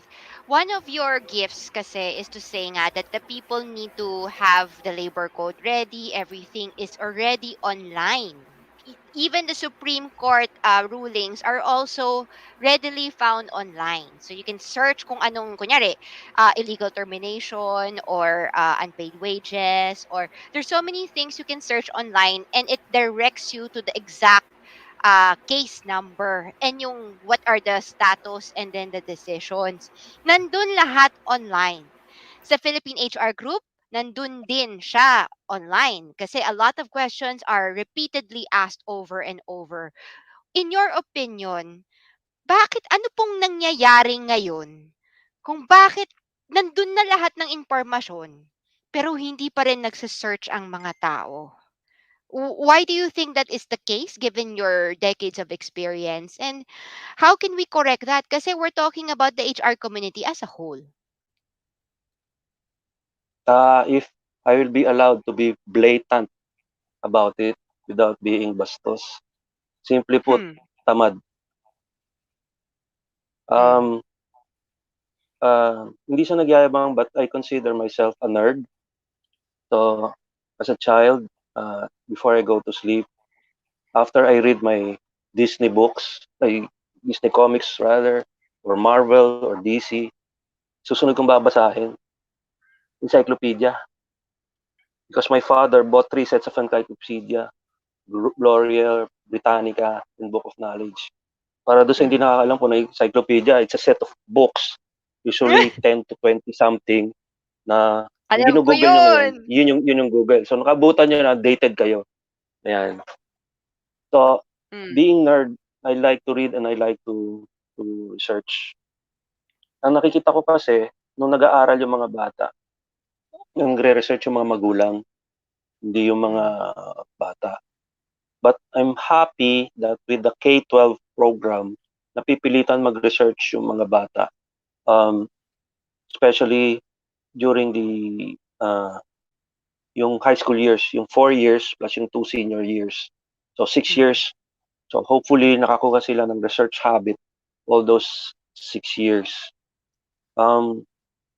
Hindi rin siya nagyayabang. Even for my boss or even for anyone, I also Google first before I answer a question. Sometimes may magpo-post ng question sa, hindi lang sa HR group, in many group chats. Tanong ko, na-Google mo na ba? So, minsan Magagalit sumasagot, pa sila, hindi. di ba? Galit pa. Bakit ko daw tinatanong yun? Oo. Pero minsan, sasagot, hindi pa. Hindi pa. O sige, punta ako sa Google. In less than 10 seconds, I have the answer. I screenshot, I post it there. There's your answer. Took me less than 10 seconds to Google the answer to your question. Kung nakakapag-Facebook ka, sigurado ako, meron kang way to get it. Ngayon, may nagsasabi, wala kaming data. If you will invest a little amount of pesos to research something important to you, 20, 50, or even 100 pesos para magkaroon ka lang ng data, then it's worth the investment if it is important to you. Or if you really need to ask someone, because I also do ask other HRs, I do it privately. Si Ma'am Tina, kami nagtatanungan eh. Tatanungin mo sa kanya, siya rin nagtatanong sa akin eh. So, yung sinasabi kong backdoor research, para hindi naman na-imbier na yung ibang tao. Now, if it's a very complex question, a question that requires a complex answer, or something na not really common, okay lang, ilagay sa group chat. Tama. Yun. So, ganun lang. So, hone your research skills. Yun lang. Thank you. Agree. Bakit nga ba Ang dami niya. Actually, nakikita ko yan yung mga comment ni Sir Bong. Na-Google mo na ba? O kaya minsan pag kulang yung information si Sir Bong, parang pagsasabi siya na kulang yung information mo. Ayan. Following Pero that, hindi lang ako. Hindi lang ako. Pala si Ma'am Tina, ganyan. Kulang ng following context. that, Sir Bong, ano yung di ba every time that I see recently this December when people ask an HR question, ang sagot mo red pill, blue pill. Can you please explain what that means? Because a lot of people are asking, in what matrix is this answer all about? We want to know what that means. Hindi ko matanong eh. Na yun ko natatanungin. Anong ibig sabihin nun? What are you trying to say? Okay. Your Honor. Seriously, nakakita kasi ako ng post, if I'm not mistaken, it's a Philippines HR group din. Ito sa meme na may blue pill, may red pill. Hindi ko na matandaan nga which color pill was it used. Okay. Yeah. Yung The isang red pill, pill, yung isang pill sinasabi, yung kunyari red. Yung red pill, yun yung kinuha mong pill, ininom mo para magtanong sa group chat. Yung blue pill, assuming blue pill nga yun yung ininom mo, parang option mo, ikaw ay magre-research, ikaw mag-google nun. Kaya sinasabi kong red pill, blue pill, ngayon. Yung pala yun! Kala ko matrix eh. Kasi malapit I don't know where sa that come matrix from. eh. Yeah, hindi ko alam kung galing sa Squid Game yun. I'm not sure. So I don't know if it came from a movie or a book. I don't know. I-research. So ginagamit ko lang. Ayan. Sir Bong, meron tayong question dito. Ang sabi niya, do you have to wait for 5 days for an NTE response from employee if you want to implement preventive suspension? Okay. No, you don't. Recently, I gave also an NTE na 5 days. So, binigay ko lang namin yun kailan nga ba? Nung Thursday ata. So, the 5 days will be next week. So, it's before Mm. Christmas. Mm. Hindi ko ina-expect na bibigay sa akin yung Christmas. Kaya sinet ko yung admin hearing after Christmas but before New Year. So, dahil pera yon, preventive suspension ko for the next 30 days. So, isang memo lang yun. Yung NTE, yung admin hearing, at saka yung preventive suspension, isa na lang. Una, tipid. Okay. Wala naman nagsasabing kailangan hiwa-hiwalay yun. So, nung binigay ko ng Thursday, bigay niya o hindi yung notice to explain niya, even by messenger, by Wednesday next week, okay lang. Pero kasi yung admin hearing ko naman, gagawin ko pa sa Monday next week. Okay. Ayoko mag-admin hearing ngayong bago magpasko. Parang not in good taste, kumbaga. Okay. Especially ganun kabigat yung case. So, I hope I answered the question. So, do I wait? Yes, I wait for the 5 days. And katulad nga sinabi ko nina, if for some reasons you give leeway para add more day, 6th day, 7th day, there's really no harm. Lalo na kung preventive suspension mo yung tao. Pero hindi mo siya sinesweldohan. Okay lang. I hope I answered the Pero question. Sir Bong, yung preventive suspension, tama po ba ang pagkaintindi ko na as soon as mag-issue ka ng NTE, pwede mo na kagad siya i-place into preventive suspension? Tama po Yes, ba? exactly. That's what I did. Nung Thursday namin binigay yung memo, yun rin yung day ng preventive suspension niya. There's nothing in law that says that your NTE and your preventive suspension should be different days. Wala pa ako nababasa ngayon. Unless someone knows something that I do not know. Kaya nga learning process yun. If there's a new decision of the Supreme Court on that, yeah, I'd like to hear it. But as far as I know, pwedeng sabay-sabayan. You have had decades of experience in different types of businesses. Could you give us a little bit of parang tidbit on how about these industries? Comments lang, being an HR, for example, in the manufacturing industry first. Anong natutunan nyo po doon? Diba? So, Okay. can you share with us? Kasi some of us are just in a single industry, but you've been in so many different industries. So, can you share with us anong takeaway mo, little bit lang, on every industry that you were in? Kasi, syempre, gusto din Okay. namin malaman. Okay. If you want to ask about manufacturing industry, chances are Manufacturing, mining, manufacturing. and so on. Yeah, go ahead. Sige, thank you. If you want to talk manufacturing, the chances of manufacturing having a labor union is very high. Yes. So that's one, because it's labor intensive. Second, if you're also in a manufacturing that works 24 hours a day, well, I'm sorry, but you can expect a call at 1 o'clock in the morning for something that happened at 1 o'clock in the morning, which has happened to me many times. So sasabihin ko lang, sige, magkita tayo bago ka umalis ng shift. So nandun ako sa factory Okay. ng bago mag 6 a.m. No choice. Kailangan makausap na yung tao. And sometimes it's not necessarily a case. It's sometimes something just happened. Okay. So, yun yung reality na mafe-face mo Manufacturing. sabihin sa manufacturing. And you also actually need to explain more usually. I'm not trying to belittle people who are in the manufacturing industry, I mean the production workers, because sila kasi strong sila sa feelings eh. Strong sila sa damdamin eh. Dahil alam nila dehado sila from the intellectual point of view. But don't underestimate them. They are not stupid people. Far from it. They are very, very intelligent people.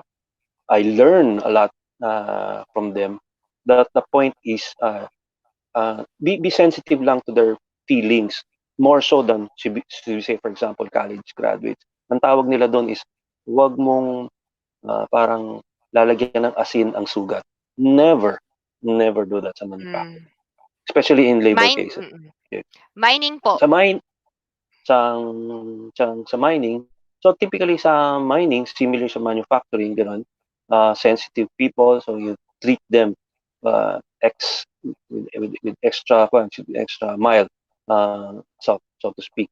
Ang usually naman sa mining is that kung saan yung mine, chances are doon kayo lahat nakatira, or at least you're in a very, very limited area. So the chances of you meeting them even after office hours is very, very high. And chances are, yung pag-imbita sa'yo sa binyag, pag-imbita sa'yo sa Inuman? fiesta, pag-inuman, ay, naku.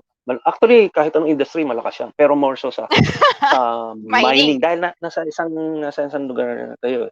Because, just to let you know, I work for Semirara Coal Corporation, now owned by DM Consunji, but it used to be a government-owned controlled corporation by the National Development Corporation.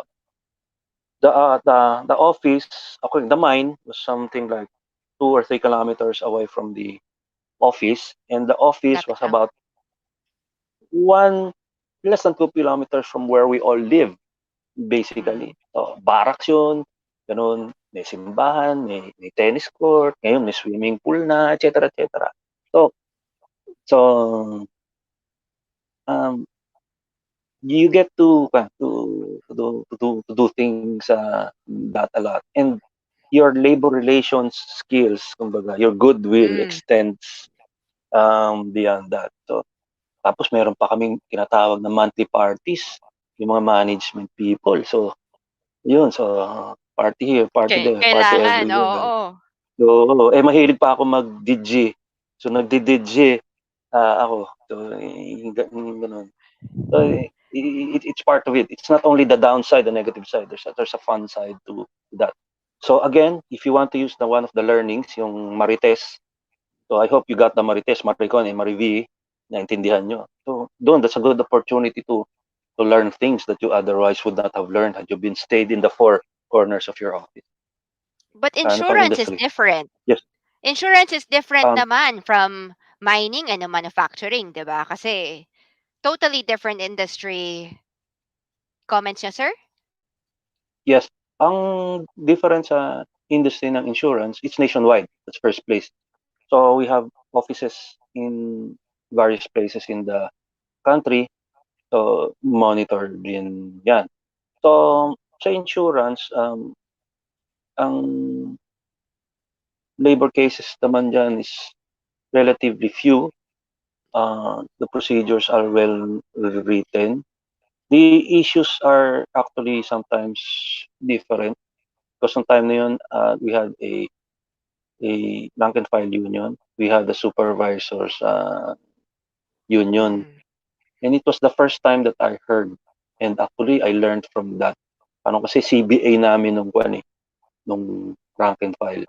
Sabi ng presidente namin, Bong, di ba sa CBA tayo yung kaharap ng union? Siyempre sir, obvious ba yun? Ano to?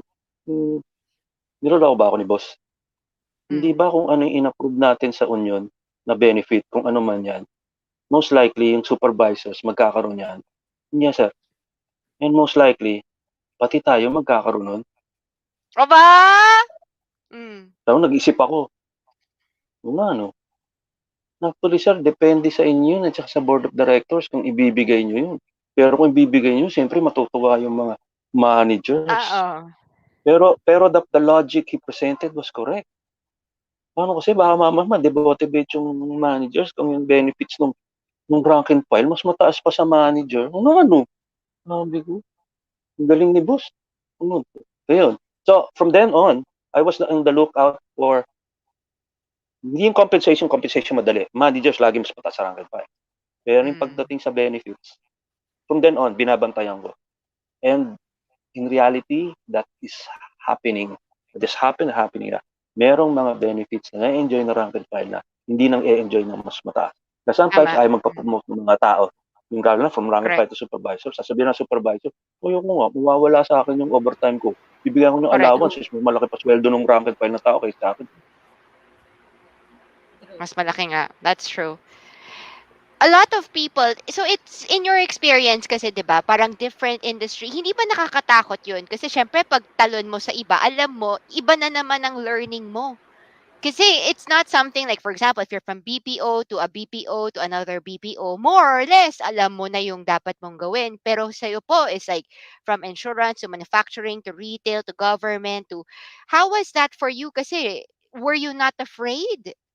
Because syempre, new learnings talaga yan. New sets of people, new culture, drastically even pa. And that was during your time. Okay. Afraid? Actually, siguro mas magiging afraid yung employer, hindi ako. Hindi siya nagyaya pa. Pero they, should say, took a chance on me, and I also took a chance on them. So, let's just say, pasensya na to everyone, pero mayabang kasi ako. So, I'm not afraid of those things, especially being the son of a former military man. You face the reality that's in front of you, and that's the reason why we're doing this, because we need to learn the reality in front of us.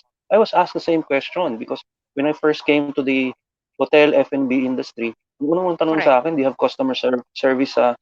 I Experience. said no. So I know. No, I don't. Okay. So ang sinabi niya ko, so how is it? I told my boss, well, that depends on you, sir. If you want to teach me customer service, I'm very much obliged and happy if you will do something like that. But if you don't, then that means I'll learn on my own Mm. pace, and how it affects my performance will depend on the standard that you will set upon me in the first place. Yeah, he did that. Kaya lagi kami nag-aaway nung time na yun.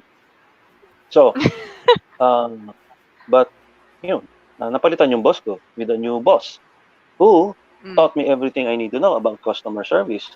So I learned from him. So I know the standards he was expecting as far as that is concerned. So I learned. But again, Close. yung whether you are given or not, you do your own research. It's just a question of pacing. Whose pace are you going to use? You know? Closer to that, 'di ba? Parang a lot of our members in the Philippine HR groups, not all of them are managerial. Some of them are just starting in their careers. Pero sometimes, obviously, kasi in the corporate world, they feel sometimes that their bosses are not that good. As what you've experienced, hindi lahat ng boss magagaling at magtuturo. May iba, tamad, walang ginagawa, tas utos lang ng utos, tas laging nawawala sa company. And I'm sure you've encountered these types of superiors, having gone through the corporate ladder yourself. What would be your advice to them? Kasi whenever they watch the HR Cafe, they always say, my boss should learn this. I already know pero dapat alam to ng boss ko, pero hindi niya alam talaga. Kaya that's the reason why they have so many labor problems because their boss does not know. What would be your advice to people who are younger, not as experienced yet, and who feel that they are being restricted by their corporate structure? And parang politika, malakas yung politika sa loob ng kumpanya. What could you give, what sort of words of encouragement could you give to them? As I mentioned a while ago, HR is not an easy profession. When I was working for a country club, and we had a foreigner chef who came, guest lang siya. Mm. Pinakilala kami isa-isa. This is our finance manager. This is our operations manager. This is our sports director. Tapos pagdating sa akin, this is our HR manager. Bigla sinabi sa akin, I don't like your job. It's headache. Ganun. So, first of all, pag pumasok ka sa HR profession, kaya nga letter H headache yun. So, be ready for that. It's a given. Okay? And yung sinasabi niyo nga, unfortunately, sometimes the headache does not come from below. It doesn't even sometimes come from your equals. It comes from the top. Wala naman ako sinabi the headache will come from certain level lang eh. it can come from any angle. For Anywhere, all we yeah. know. Oh, So it tama. can from anywhere. Okay. Can even come from the government. Anyway, so mamaya na yun. Okay. So having said that, there are many ways for you to deal with your boss. I think one of the best techniques is to determine what is the motivation of your boss. Uh, um, hindi ba may sabihan, I'm not sure if familiar pa yung mga millennials, different strokes for different For different folks. folks. So, what makes the boss tick? What makes him happy? What makes him explode? Yan. So, what makes him happy? Hanapin mo yun. Insingitan mo ng mga HR nuggets ng HR wisdoms. Okay, another way, on the other side naman, pag may pumutok, nagalit si boss. Okay. Pag medyo malamig na yung ulo niya, sabihin mo, boss, may I recommend that one of the reasons why this problem came to be was because of an HR problem about this. Yung mga consultants nga dyan, bibigay ng suggestions sa inyo because I'm a consultant as well. Pag bumagay ng proposal, huwag nyo bigay yung proposal kung ano yung gagawin nyo. Sulat nyo sa heading ng proposal, the problem that the the client is experiencing. Is it about labor relations, about compensation and benefits, is it about HR database, whatever. So, pag nakita niyo yun, oh, this is my problem, I want to solve this. I'll get you as a consultant. Tapos, pirmado. Ganun. So, you need to do a little bit of marketing, selling. Huwag kang mapapagod. Ano kasi hindi naman lahat ng selling successful eh. Ano kasi, Mm. uh, we know a lot of failures. Michael Jordan, yung sumulat ng Harry Potter. Si J.K. Rowling. Yes, bago siya ma-release na book, ilang years niya nakuha yun. Yung favorite natin Yeah. chicken, si Colonel Saunders, KFC. He started his KFC when he's already 60 years old. Before that, he was just an ordinary salesman like anyone else. Mm. Mm. Ganun. So, everybody has his difficulties in their startups. Ang kwan kasi kumbaga, yung resiliency nyo, yung persistence nyo, yung staying the course.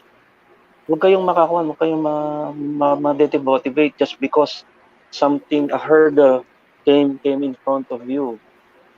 Because if you want to have an easy, happy life, well, HR is not the profession for you. Ganun lang, Tama. ganun lang yung masasabi ko. Ayan. Highlight lang muna natin yung comment ni Sir June Mendoza. Learn from the bad boss. Sir, Learn what not to hmm, do when you become a boss. Ayan. oh, Ako that's a may good, tanong ako. yeah. May tanong ako, Sir Bong, kasi I haven't had the Yes, Ma'am opportunity to Lona. work in a company na merong union. For those who are new to HR and who are exposed ng wala pang union, how do they shape and what are the things that they need to be ready for kung sakasakaling ma-hire sila sa isang company na may union? Yeah. Before I answer that question, don't think that that companies with unions is a bad situation. It's not. In the first place, having a union, especially with the CBA, is better because hindi mo na kailangan mag-isip ng programa. Nakandun na black and white. All you have to do is implement it. Wala ka nang iisipin. Hihintay mo lang yung round ng CBA nego. Tapos. Okay. Having said that, one, doon ma-enhance yung iyong uh, relation skills, human relation skills. Okay. Kung if you are a people person talaga, regardless kung sinong unionistang kaharap mo, kaya mong i-handle dapat. Yun. If you're not yet ready for that, so you you you improve your people skills. The next thing you need to improve is your communication skills. You need to say the right thing at the right time. saying the right thing at the wrong time or the wrong thing at the right time is disastrous. In fact, even you have to ask yourself, because there's such a thing which I learned from the former senator of the Philippines. I just forgot his name. There's a right way and a wrong way of doing the right thing. So if you do Mm. something, you wanted to do something right, but you do it wrongly, so that also spells disaster. It will Mm. teach you a lot of that in that um, situation. So um, that's yun. So I said HR skills, personal relation skills, communication skills. The third thing I think you need also to learn is learn uh, specifically technical skills na to sa HR. Grievance procedures. Ano kasi, Mm. kung may grievance committee kayo, minsan nilalagay doon sa mesa. Bakit si ganito-ganito ay suspendido? Bakit inisyu ng NTE? Eh, hindi naman pang grievance automatic yun eh. Remember, grievance is a question of policies of the company on personnel or HR.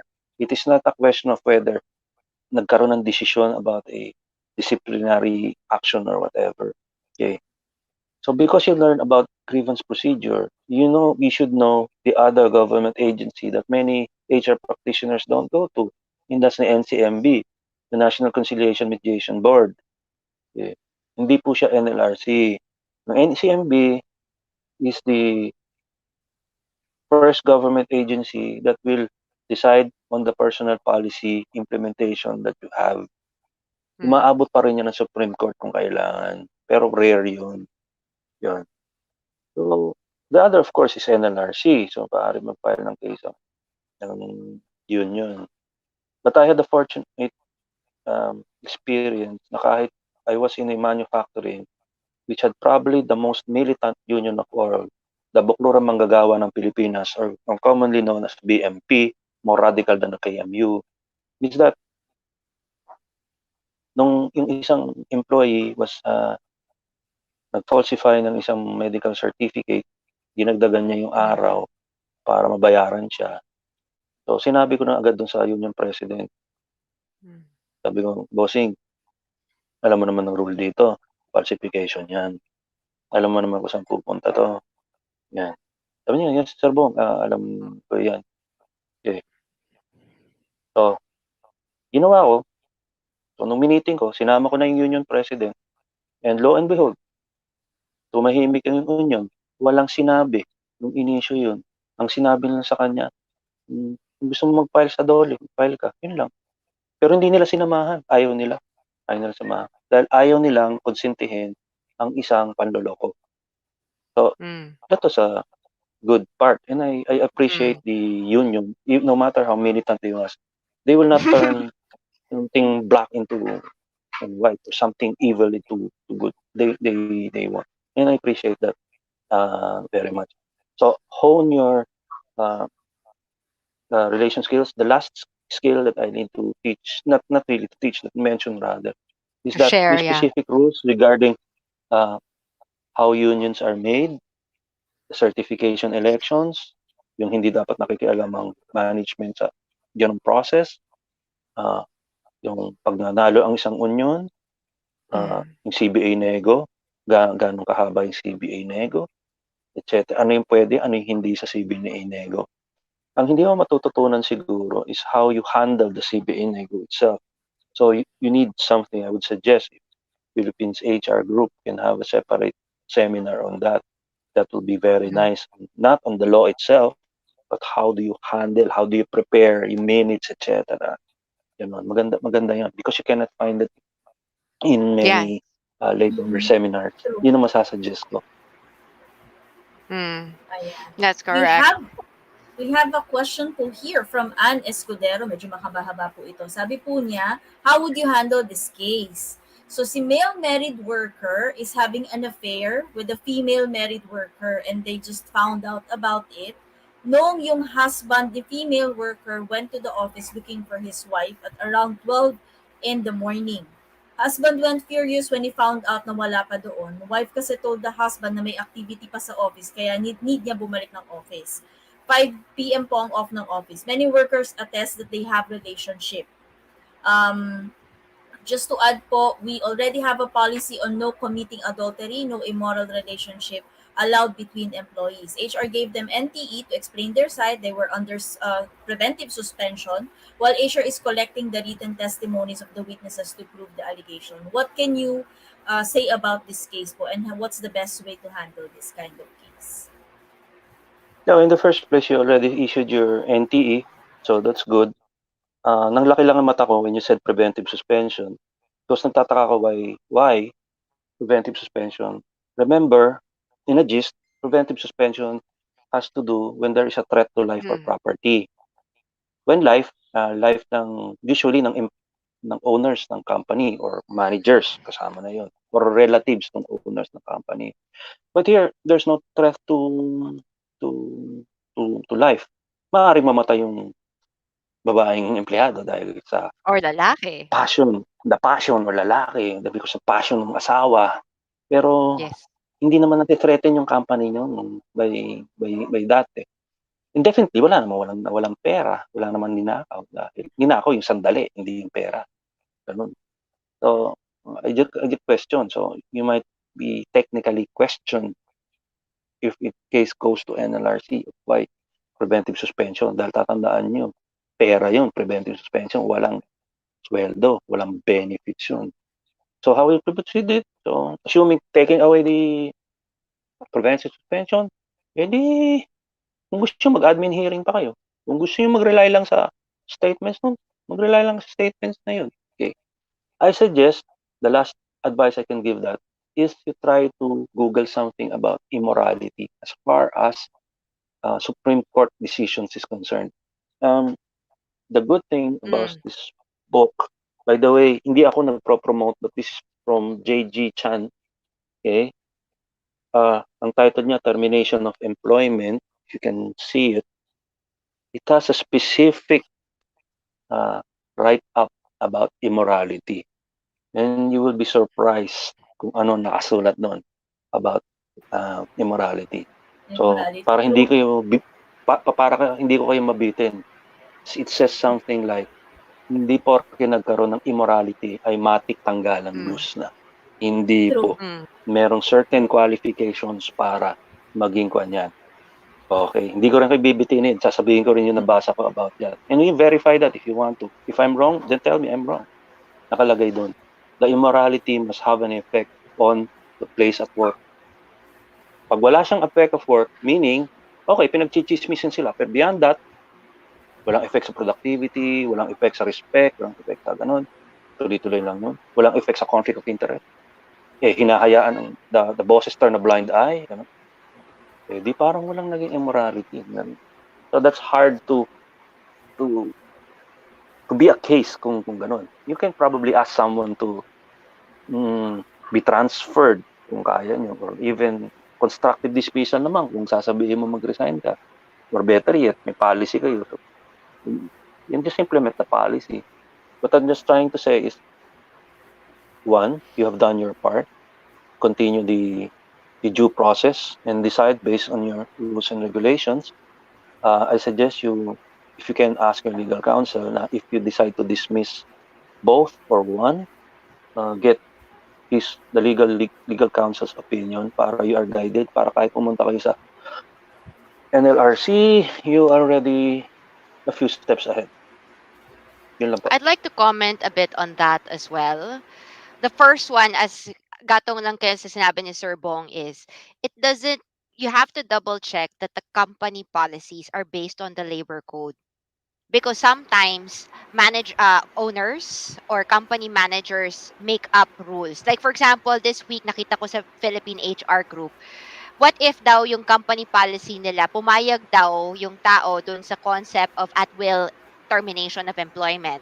Pwede ba yan sa Pilipinas? If in the company that is their rule, pwede ba nilang i-execute yon? Kasi later on, if a staff complains to Dole na tinanggal siya, kasi daw pumayag daw for an at-will employment in the Philippines, lusot ba yun or hindi?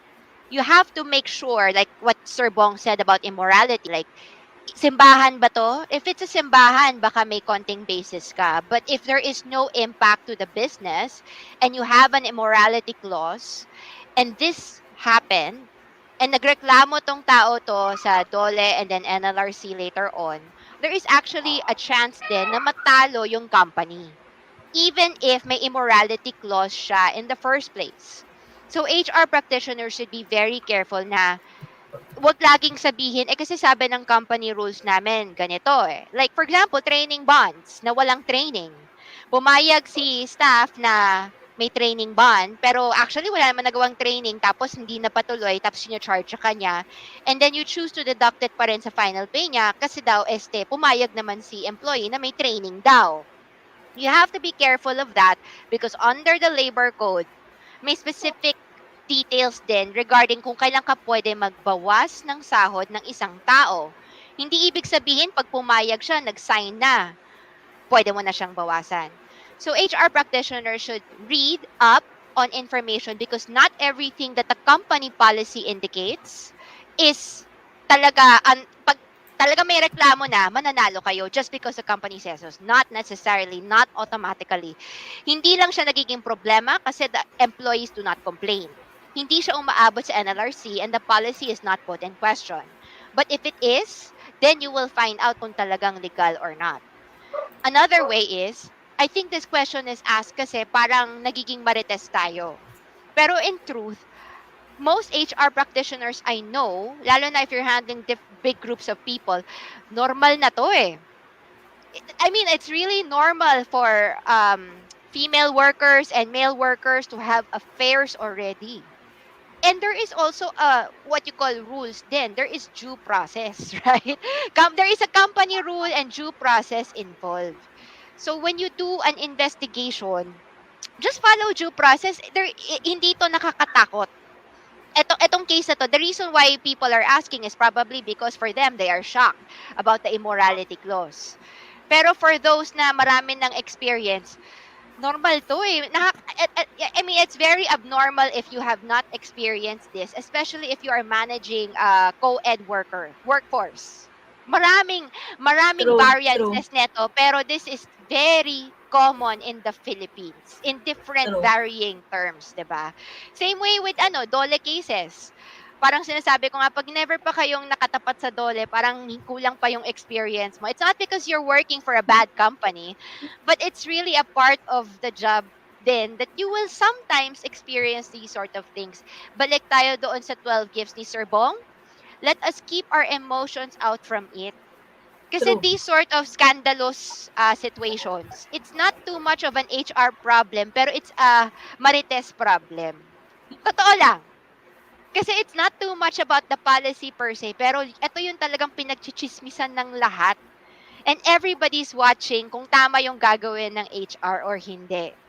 Pero if you remove your emotions from it, it's just two people na they're probably doing something improper. You have to double check if they're doing it in company time, if they're doing it in personal time. And when it comes to complaints like this from third parties, always make sure it is written. Kasi a lot of HRs take action verbal lang. Dumating yung asawa, nagreklamo, may messenger. Tapos later on, i-due process mo, a-admin hearing mo. Tapos tatanggalin mo. And then later on, nagbatian yung mag-asawa. Nag-file ng illegal dismissal. And then the asawa will say, not a problem. Patay. No, I'm serious. Like, we're True, true. always following our emotions kasi talaga we are all natural marites kasi we are Filipinos. We always forget the written documentation for any sort of, the more scandalous, the less written that we have kasi we assume everybody is aware. Alam ng lahat ng tao, management is bothered, staff is bothered. Balik tayo sa sinabi ni Bong, is the bothering based on facts or is it because everybody's just gossiping on it? You have to make sure there is concrete evidence that business operations is affected. There is Tapos alusot. ano Is ha, it? Oo. Go. Tina-comment lang sa sinabi mo sa management, dun sa paggagawa ng policies and procedures based on labor code. Kasi yung ibang sinasabi nila, management prerogative. Guys, may hangganan po ang management prerogative. Hindi po yan absolute. Management prerogative is not absolute. If it's something that goes against whatever it is that's in the CBA or whatever is the local laws, labor code, if it goes against that, okay, hindi po pwedeng basta-basta i-implement ang isang policy that is number one, goes against local laws and legislations and disadvantageous to the employee. Tatandaan niyo Mm. yan. So, hindi dahil sa yun nga, katulad nga yung mga ganyan sa immorality and etc. You can come up with a lot of policies, procedures to control, okay, the behavior of the employees. But if these policies and procedures are not in line with the labor code, pwede kayong sumabit dyan. So be careful with that. Pagdating naman dyan sa usapan na yung pagiging marites natin sa mga may kabit o kung ano pa man. Tama si Mentor Tina, it's actually something that's very common. Punta lang kayo sa mga BPO companies, ang Oo. dami doon. Automotive companies, ang dami doon. Ilang beses na ako nakakita niyan. I know personally, I've had wives and husbands come up to me and tell me na yung asawa ko may kabit, yung asawa ko ganito. Minsan nagugulat ako na, sila pala. Wala akong kaalam-alam na sila na pala. It's something that's happening and is very common in the workforce, especially pag malaki yung company because you can monitor all of that. Saka Pero, ito, oo. Go. number one, huwag nyo i-preventive suspension. Hindi po yan kasama sa definition ng preventive suspension. Makukwestiyon kayo ng arbiter dyan. Unang-una sasabihin sa inyo ng arbiter na ikaw ba naiintindihan mong ibig sabihin ng preventive suspension? Tatanungin kayo ng ng arbiter dyan. Pangalawa, be careful with the immorality clause. There is actually a case before GR number L-49549. It's a school versus Chua something. Ang sabi doon, and to, maganda example to, kasi this is already a school. And this was a relationship between a teacher and the student. Okay? Because there was a relationship between the teacher and the teacher was terminated. At Mm. nanalo yung teacher. Illegal dismissal. Bakit? Hindi nila napatunayan that there was immorality. Kasi iba ang definition natin sa immorality sa definition ng labor code pagdating sa immorality. Okay? You Mm. have to, tama yung sinabi ni Sir Bong, get the copy of the labor code na may annotation. Doon yung makikita dyan. Kasi nilalagay nila yung references din kung ano yung mga labor cases regarding those topics. Magandang basahin nyo din yun. Huwag tayo yung tipong, immorality kasi may asawa siya, may asawa ito. Anong impact sa opisina? Anong impact sa company? You have to be careful with that, guys. Okay, Mm. kahit pa may nag-follow up question actually, paano daw pa nag-iskandalo? Kahit pa po Oo. mag-iskandalo, hindi po natin, okay, yung skandalo, ibang kaso po yan. Pero hindi po kasi natin pwede issuehan ng memo yung asawang nag-iskandalo. Pwede natin siyang kasuhan dahil nag-iskandalo siya, but not with the labor courts. Ibang kaso yan. I'd like to answer that then. Kasi, what if the spouse of the employee are making scandalo at work? Sa akin naman, you are the HR of the company. The asawa or the spouse is not your employee. Why are you afraid of the spouse? And why do you not ask from help with your security? I'm totally serious. They are really not a threat. Kahit na mag-scandalo sila dyan, you can actually deal with them with a firm hand and talk to them. Isolate them to a room, get somebody like Sir Bong to come in and talk to the person. Mare, naintindihan ko, you might be hurt. But this is not the proper place to do it. If you would like, I would like to take your written documentation so that you can actually write down what is the problem involved. And we can organize it in a way. Kasi at the moment, I cannot understand what you're trying to say. And I don't know how is this related to the work at hand, and you are creating a disturbance, and we can forcibly remove you from our place of work because you are not an employee and you have no right to be here at the moment. Get somebody like Sir Bong to do it with a big body and a loud voice, diba? This is not really much of a problem. They are not your employees. Why are you so afraid of them? They should be afraid of you because they are trespassing. They have no right to be in your place of work. And you can easily, kung nasa mall, Get the security guard of the mall. If it's in a building, get the security guard of the building because they are not your employees. And if the spouses of your employees ask for sahod of your employees, huwag kayong maawa at mamigay ng sahod ng empleyado ninyo diretso sa asawa nila kasi may nagreklamo hindi daw nagbabayad ng child support. I know it's tough. You might be a mother too, but they are not your employees. Okay? So you have to be very careful to please wag kayong masyado keep your emotions in check and be fair because it is not the wife who will NLRC you. It's your employee who you are probably siding against kasi nadaan ka sa emosyon. Be very careful, okay? I know maraming HR na babae, but please, this is not something you pakialam. Kasi if mali talaga yung ginawa mo, if your employee goes to NLRC, tama, mananalo talaga siya and you cannot fault him. Question, Sir Bong, may nagtatanong. What if the company Before we go that, decided... Ma'am Tina, I just want to add three things on that. This is um, very, very quick. First of all, thank you ladies for saying things like that. Because iba yung difference kasi pag sa babae nang gagaling explanation eh. Akala kasi it's a macho thing, etc. etc. Oo, oo. Second, beyond the labor code, I want to remind everybody, especially those who are psychology grads or behavioral science grads, that there is such a thing as a law on human nature. Bakit ba sila Mm. nagkakasamahan despite that? Remember that more than 90% of the mammal species are polygamous characters. Iilan lang ang monogamous. Tandaan natin yan. So ang first kalaban nyo is nature, the law of nature. So you just find the ways to prevent all that. You can have many, many programs if you like. Um, the third being is, okay, you did your due process, you did your admin hearing and all. But actually, tama yung sinabi Ma'am Tina eh. Actually, kausapin niyo yung tao or yung mga taong involved. Paano kasi, parang counseling na ang gagawin nyo, coaching na ang gagawin nyo eh. Because assuming hindi niyo sila tanggalin, eh paano kung maulit? Paano kung gayahin ng iba? Eh, actually, mangyayari yan. So, yung papasok na doon yung trying to prevent this from happening Mm. again, not only with the two people, but with the other people of employees. Sige, Ma'am Tina, please go ahead with your next.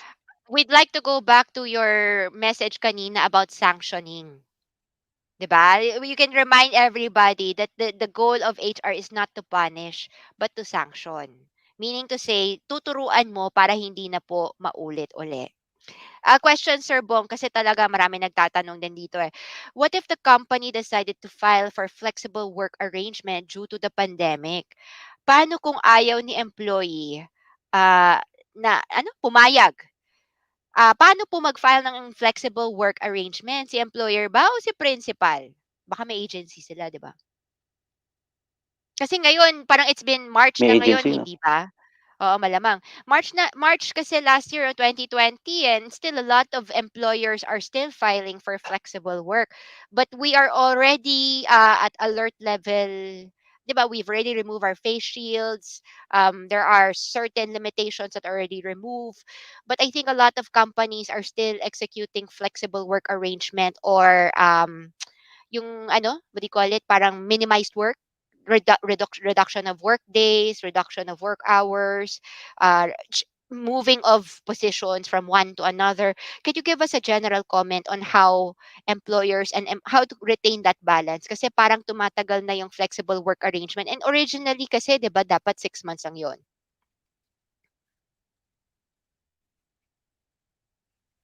Okay, my turn? Yes. Medyo nawawala yung audio, I think. Okay. Okay. Uh, First of all, this is not about webinar is not about flexible work arrangement, so I'm not really masyadong prepared for this. But as far as I know, please Mm. anybody correct me if I'm wrong. Yung flexible work arrangement kasi tinidiscuss sa mga tao yan and there's an approval process somewhere na at a certain point kailangan may agreement yung mga empleyado. Okay. Mm. If there's any disagreement, doon ako hindi familiar of how those disagreements are settled, so to speak.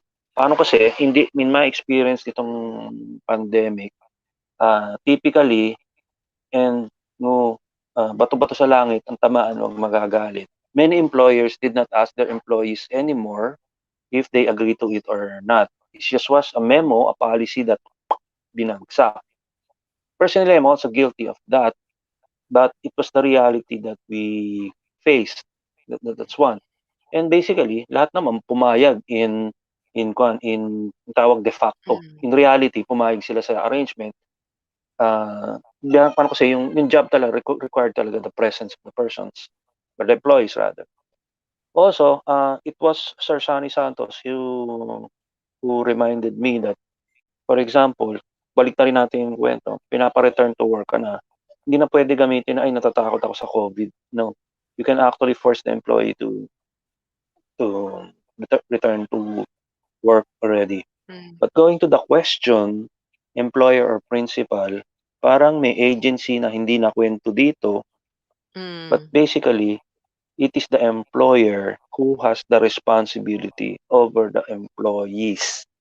Ganun kasimple lang yan. Mm. I'd like to add on this, and it's a challenge to everyone in a way to help out at the end of the year. Sa akin, when I make a policy na alam kong would not be popular, okay, would not be popular, I would usually identify already who are those that will go against such policy. Okay? Kasi alam mo na eh, like for example, lalo na pagdating sa deductions, there are certain policies talaga that people will not like kasi it's not favorable to them. And you know, sino yung pinakamalakas magreklamo? Kasi lagi sila nagrereklamo eh, di ba? Kasi syempre mabilang sa pera because it's the right naman talaga. What I usually do is I identify who are the ones who will be against the policy, and I always make it a point to call that person and talk to them and explain why the policy is taking place. I never take it for granted na pag magre-release ako ng isang unpopular policy, tatanggapin na lang ng tao because kailangan nilang tanggapin that it's management prerogative. I never do that. Because if I allow that to happen, I know later on I will spend a lot of time fixing the problem that could have been prevented in the first place. A job of the HR is not just to solve problems when they happen. Balik tayo do sa 12 gifts of Sir Bong. A lot of the work that is done on the back end without everybody else knowing. If you already know you will have a problem, lalo na sa flexible work, babawasan nyo yung oras, yung araw, you must make sure you talk to the person who will be most affected sa puso. Because if you do not talk to them and pinabayaan mo silang tumanggap ng isang impormasyon, for goodness sakes, for sure, they will talk to everybody else around it. And note, if you implement a policy, even if it is a valid policy, but most of your employees do not approve of it, magwawelga talaga kayo if you persist in implementing that policy, even if it is the most prudent thing for your company. So dapat para kayong politician, mangangampanya talaga kayo bago kayo maglabas ng policy, bago kayo maglabas. Because if yung mangangampanya kayo later on, mahihirapan kayong to change the minds already because you did not respect your people in talking to them first and getting their approval bago ka nag-implement. Okay? This is very, very important. A lot of people think that HR is all about notices and writing. No, it's all about communicating to the key players inside the organization. Pwedeng rank and file. Pero you need to know who are the big marites in your company. If I know there is going to be a labor problem, I always talk to the marites first. I make sure it is my version of events that they hear about first. Kasi for sure, darating din yung kabilang panig sa kanila. Maririnig talaga nila yon. And I need to make sure that the narrative of that problem, alam na niya both sides. Kasi kung kung ikaw, if you keep quiet and you allow only one side to happen, aayusin mo rin yan kasi ang problema talaga, yung informal network of a company is very strong. So you need to combat that before the problem happens. And this is not just an HR problem. This is also a management problem. If you're in the finance department and you want a very unpopular thing, you need to cut budget. For goodness sakes, do not cut budget and announce it. Always make sure you talk to the people first and get their green light. Because if you do not talk to them, you will talk to them later and they will not be very happy with you because you did not respect them. And ang kailangan ng tao, okay lang naman, alam naman ng tao, wala naman silang choice eh, di ba? Pero at the very least, give them the respect na parang nakinig ka sa kanila. At na-explain mo bakit ikaw wala ka ring choice at bakit ginawa mo to. I think it's very important with HR. And a lot of HRs don't do that because they think na parang, I'm gonna implement a policy. Pero you'd notice in many companies na walang reklamo, hindi naman dahil iba-iba yung policy. And sometimes they are even stricter. But the difference lang talaga is the HR managers are on top and they've already talked and prepared to the people involved. Ito for me, if the person hindi pumayag, kulang siguro sa pag-uusap. Kulang talaga sa pag-uusap. Dapat in-explain yan sa taon na yan bago pa man matatapos na ang pandemya. Dapat last year pa yan, di ba? Bakit ngayon? Kasi it's kind of weird now in December 2021 that you're talking to people about flexible work. Lumabas ka, puro traffic. Pumunta ka sa mall, ang daming tao. You look at the Shopee sales for the rest of the time. I mean, it doesn't logically. People are not believing that business is going down. You know what I mean? And you want them to have flexible work. You need to explain why. Because fact is, may mata naman sila, may ears naman sila, and they all chismis together. They will not believe you if you say, "Oy, I need to cut down your hours kasi business is doing bad." 'Di ba? Parang and then you expect them to accept it. Written agreement. Sir, 'di ba, Sir Bong? Written agreement talaga. All right? Other questions? Add Maraming ko, questions in. add ko lang very, very, very Mm. quickly. Remember, everyone, HR is a service first and foremost. And if you are service, it's just like selling your service. When you sell your service and you want people to buy in your service, kailangan nagkaroon kayo ng parang market research, yung sinasabi ni Ma'am Tina, para malaman nyo yung pulso ng bayan, kung acceptable mo ba yung service na ino-offer nyo. Anong service na yun? In this case, a policy of FWA. True, true. Ayan. Meron tayong actually follow-up question doon. Dalawa silang nagtanong pero isang bagsakan ko na lang to. FWA started last April 2020 until December 2021, then extended up to April 2022. Guys, remind lang po namin kayo, the flexible work arrangement was made by Labor Advisory number 17-2020. Yeah. At ang Series of nakalagay 2020. po doon ay, kung mapapansin nyo po, under Section 4, the above alternative work schemes or flexible work arrangements are temporary in nature and shall be adopted for as long as the public health crisis exists. So kung tatanungin niyo po hanggang kailan po pwede, for as long as the health crisis exists. Pero tulad po ng nabanggit ng ating mentor Tina and ni Sir Bong, talk to your employees kasi kailangan po ay merong buy-in nila yan. At sinabi rin naman doon sa batas na dapat ito ay merong kasunduan between the employer and the employee. So kausapin niyo po and explain to them. Kasi tulad nga ng sabi ni Mentor Tina, if nakikita nila na, uy, parang okay naman kami, parang wala namang pagbabago, Bakit bigla kami magpe-flexible work arrangement? They have to understand that. So explain it to them para naiintindihan nila. And if you are the employee na nagtataka, bakit po kami nagkaroon ng flexible work arrangement, reach out to your HR as well. Dapat ma-explain nila yan sa inyo kung bakit magkakaroon ng flexible work arrangement. Ayan po. Isa pa pong question, sino daw po, Sir Bong, ang gagawa ng coaching or counseling? Team leader daw po ba? Department supervisor or HR? Um, yung coaching and counseling kasi is a program of HR in dealing with certain situations. Typically, ang coaching is part of training. So, dinidesign yan together with your other training policies, your other training programs typically. Yung counseling naman is usually part of your labor relations slash discipline manage process of correcting things that need to be um, corrected. Okay. Sometimes naman in counseling, hindi naman nagkakaroon ng actual notice to explain. For example, nagkaroon lang ng customer complaint na may bad breath yung isang salesman nyo, edi ika-cancel lang siya. That. Okay. But it's not a direct violation. Okay.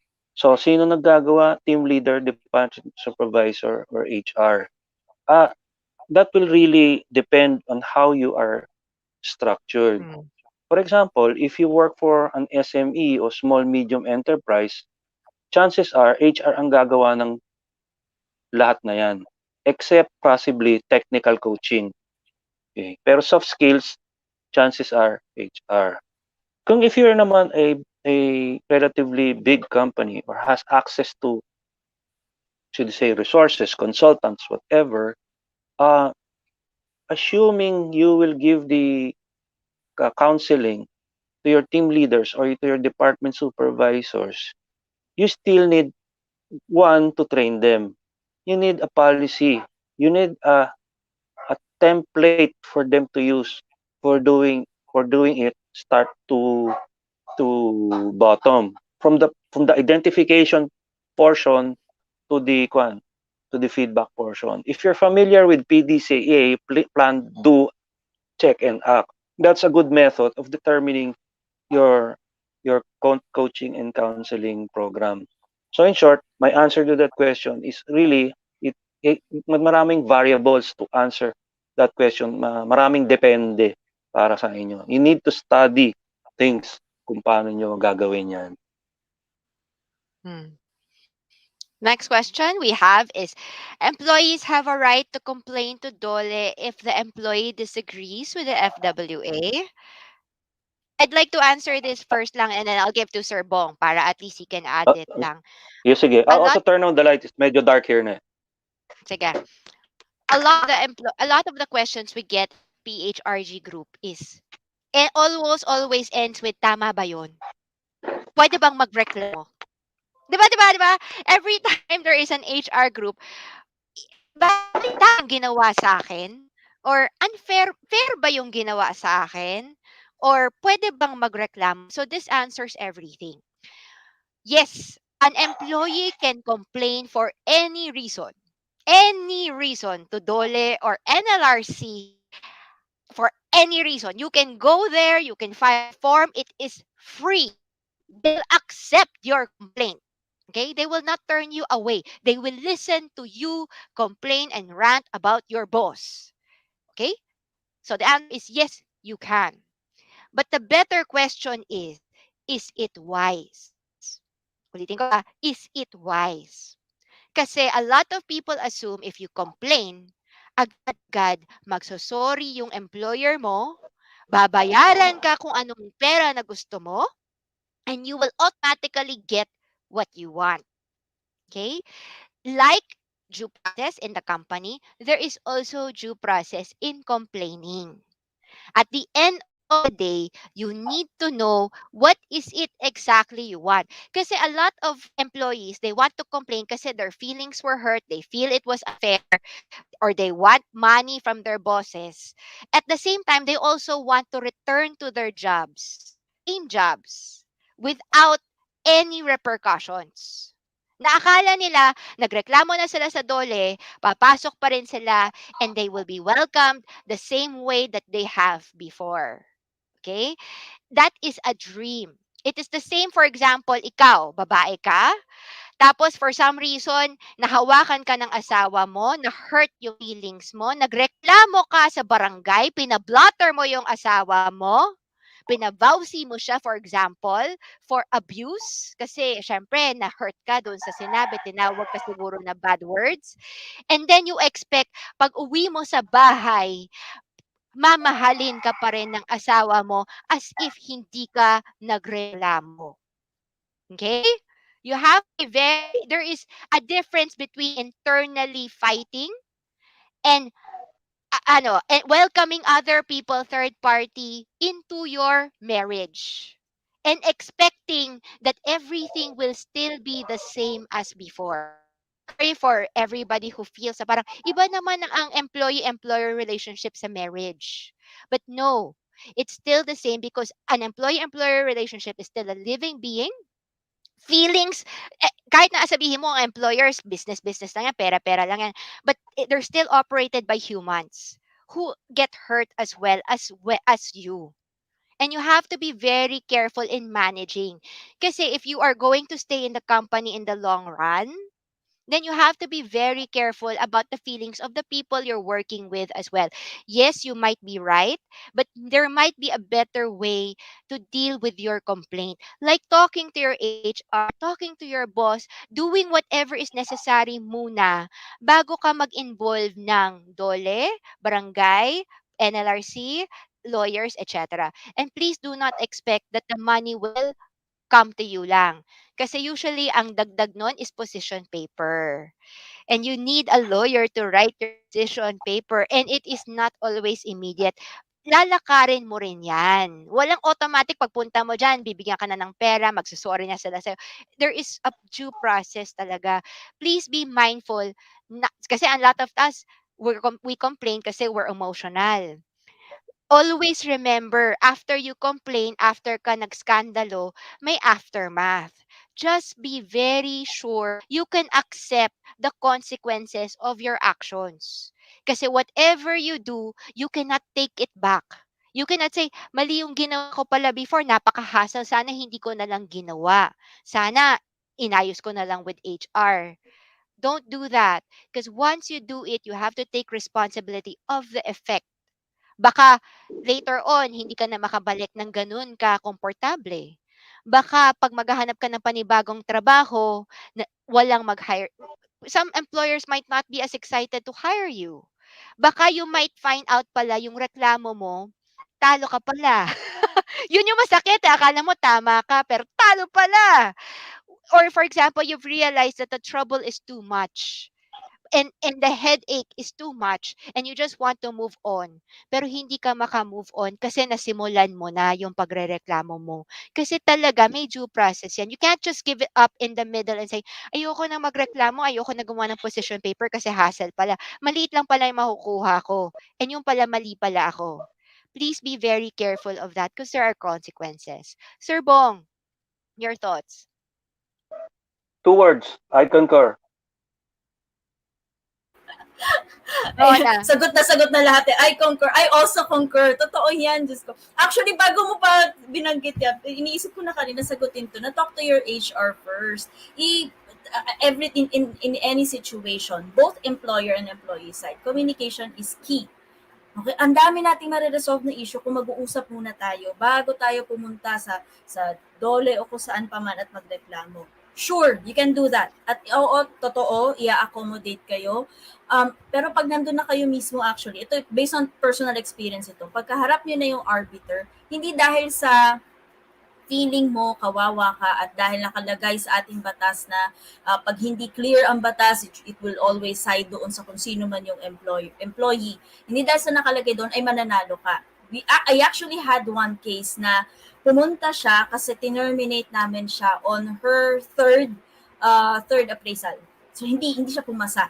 At nakalagay sa aming contract na you can be terminated if you fail the third and or the fifth appraisal. So nakalagay sa contract yan, very clear. Kinwestiyon niya yun. Hindi raw siya binigyan ng chance to show na kaya pa niyang magbago. Si Arbiter, ewan ko siguro mainit din ang ulo ni Arbiter during that day. Sabi sa, tapos ang hinihingi niya kasi na danyos is amounting to around 100,000. Sabi sa kanya ni Arbiter, number one, tatatlong Saan buwan mo ka pa na-phone lang, yun? tapos hihingi ka na sa 100,000. Pangalawa, alam mo yung standards, pinakita sa'yo job description, pinakita sa'yo kung ano yung mga metrics na kailangan mo ma-meet. You had 3 months to meet those metrics. Anong sinasabi mo hindi ka binigyan ng chance? You're wasting my time. Imaginein mo an arbiter telling an employee who filed the case, you're wasting my time, kung gustuhin mo ba yun?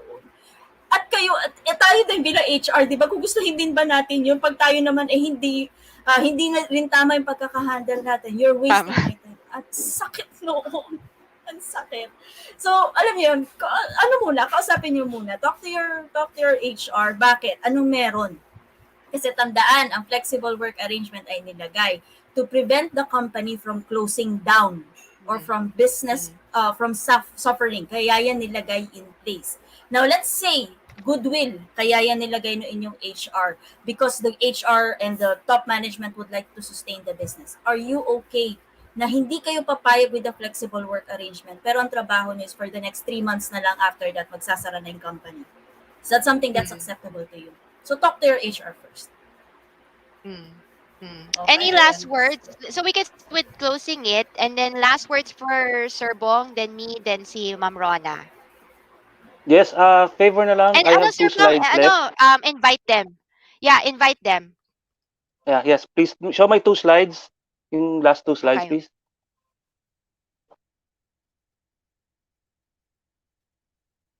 Wait. 2 slides. Yan. Yan. So, thank you sa inyong lahat. Ang babait ninyo. So, I hope I was able to help you. Mm. Sige, okay lang yan. I would Okay, like wait. to invite everybody. Yes, okay lang. Uh, this is not an HR topic, but I would like to invite everybody. I created a YouTube vlog. It's called World at War Philippines or WOW Philippines in short. Nandiyan po yung link ng episode 1. Yes, merong episode 2. Baka lumabas ngayong gabi or tomorrow. So my late father, as I mentioned, was in the military. He served during World War II, and actually this December is the 80th anniversary of World War II in the Philippines. So I want to pay tribute to him and to everyone who was affected, both allies and enemies, soldiers and civilians. Um, I also want to give this to this generation and to future generations para you can learn a little bit about history of the Philippines, kung ano nangyari nung panahon na yun.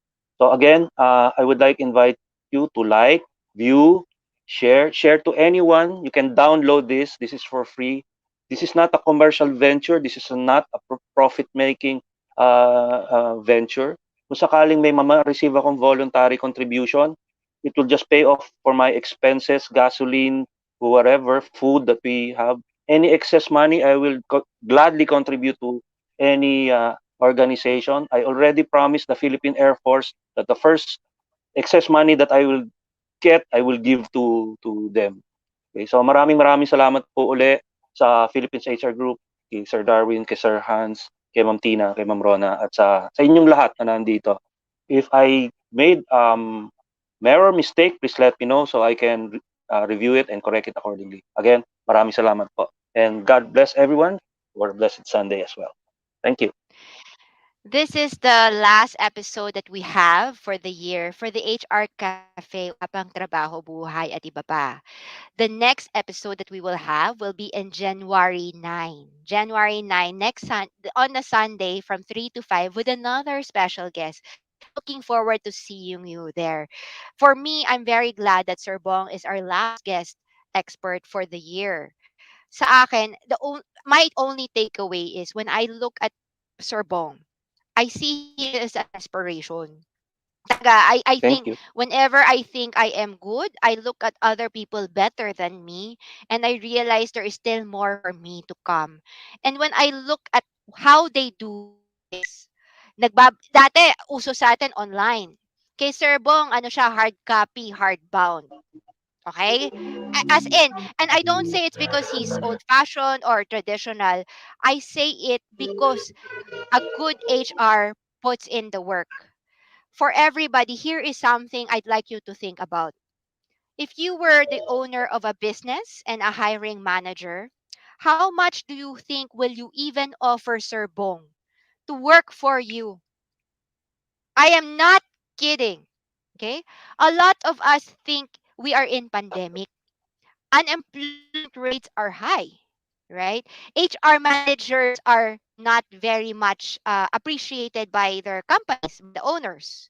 We always complain that our staff and our bosses do not give us enough respect. To end this year, I will ask you, how much do you think Sir Bong Aguilar earns in his company that he works in? First question. Mataas. I feel it's mataas. Okay, let's not talk about number. I feel it's very mataas. And number two, if he is your HR manager, he is the one mentoring you. Do you think you would want to work with him in his HR department? Good questions to ask. Number three, if you think his salary is high and you want his salary, and if you want to work under Sir Bong, number three, why don't we become more like him? I kid you not. Why don't we work the same way as he has worked before and be like him? Because he's already explained to us what he is doing. But the difference is, sayo, parang, I've learned a lot from you, Sir Bong. More power to you. Congratulations. Thank you so much for contributing to the HR community. Pasok dito, labas dito. 'Di ba? If it does not change the way you work, if it does not make you more curious about the labor code, if you do not buy the books that he has referred you, if you do not change the way you communicate with your staff, what's the point of watching all of these shows? So my challenge to you in 2022, kasi malapit ng mag-New Year, is after listening to all of us talk, I hope there is at least one change in the way you handle yourself as an HR. Because if you are not changing, if you keep on telling us, marami kang natutunan, pero yung mga tao under you, sinasabi, pareho rin palang tamad, what's the point? Please please make changes in the way you manage. Because for us, we do this for free. It is really our advocacy. But if one or two or three person is changed or is moved because of the HR cafe and our guest speakers, then the effort is worthwhile because an HR manager's influence is immense in any company. You talk to different departments, you talk to all the leaders, the supervisors and the rank and file. You talk to employees from the beginning when they are hired up to the very end when they resign or are terminated and are exited in the company. There's a lot of HR leaders right now who are becoming top dogs. Meron pa nga, di ba, na share ni Darwin na naging CEO of a very large corporation in the US. And that person is from the HR department and I think female. Female, di ba? And still, naging CEO. Why? Because the HR department is truly influential. And I hope you spread that influence in the world, in your company. So that's my last words for this year. Rona? Ayan, ako po, isang taon na naman ang dumaan. Ako, ang masasabi ko lang po sa ating mga manonood, wala pong pinanganak na HR, na magaling na sa HR. Wala po. Lahat ng mga nakikita nyo, Sir Bong, si Sir June Mendoza, Sir June Aspacio, Ka Ernie Espinosa, si Ka Dani, I can say all of these names na Diyos ko po nung bago pa lang ako sa HR ay naririnig ko na. And even si Darwin. Hindi Oh. po pinanganak itong mga to na magaling na sa HR. You know how they come to be sa kung ano man yung level nila right now? They did not stop studying and learning, okay, and analyzing and Mm. thinking and communicating and asking the right questions. And you should not too. Hindi dahil sa hindi mo alam yun ngayon eh hindi ka na or na alam mo na yung isang bagay eh titigil ka na, hindi. continuously learn the things you are not familiar with. Read the labor code. Okay? Read the omnibus rules implementing the labor code. Read the simplified versions of the labor code. Meron yan, if I remember Shortcut correctly, na nga. yung everyday man's labor code ata yung title noon. Meron nun. There are a number of books, a lot of books on how to create policies, procedures with Filipino authors who have been in Asia for quite some time. Sir Bong mentioned earlier, Attorney Josephus Jimenez. Attend webinars from that person. You have a lot of people who have been doing all of these webinars.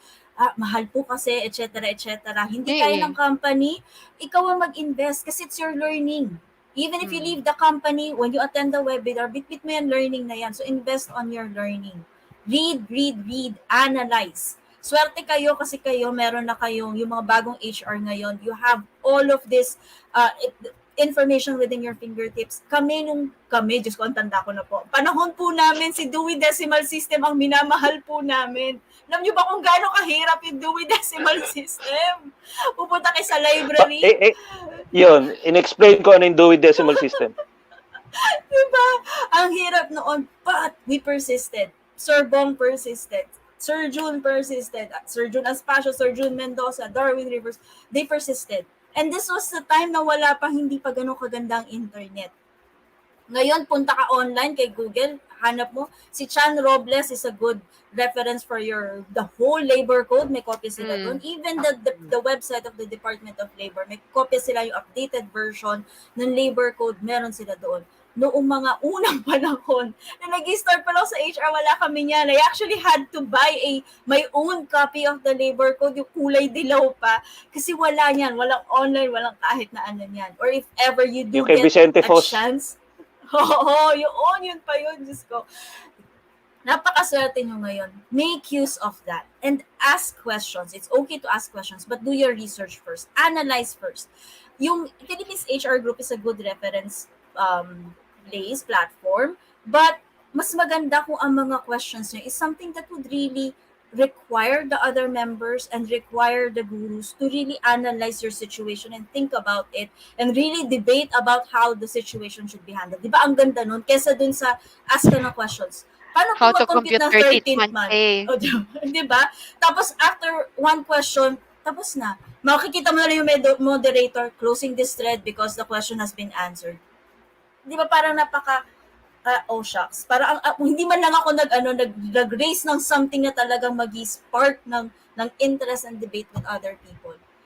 Pag ganun, ibig sabihin that's something that you can easily research. Diba? So, yun, huwag nyo kakalimutan yun, guys. Nobody got to where they are right now without doing the hard work. Okay? Unless na lang your COO, child of the owner.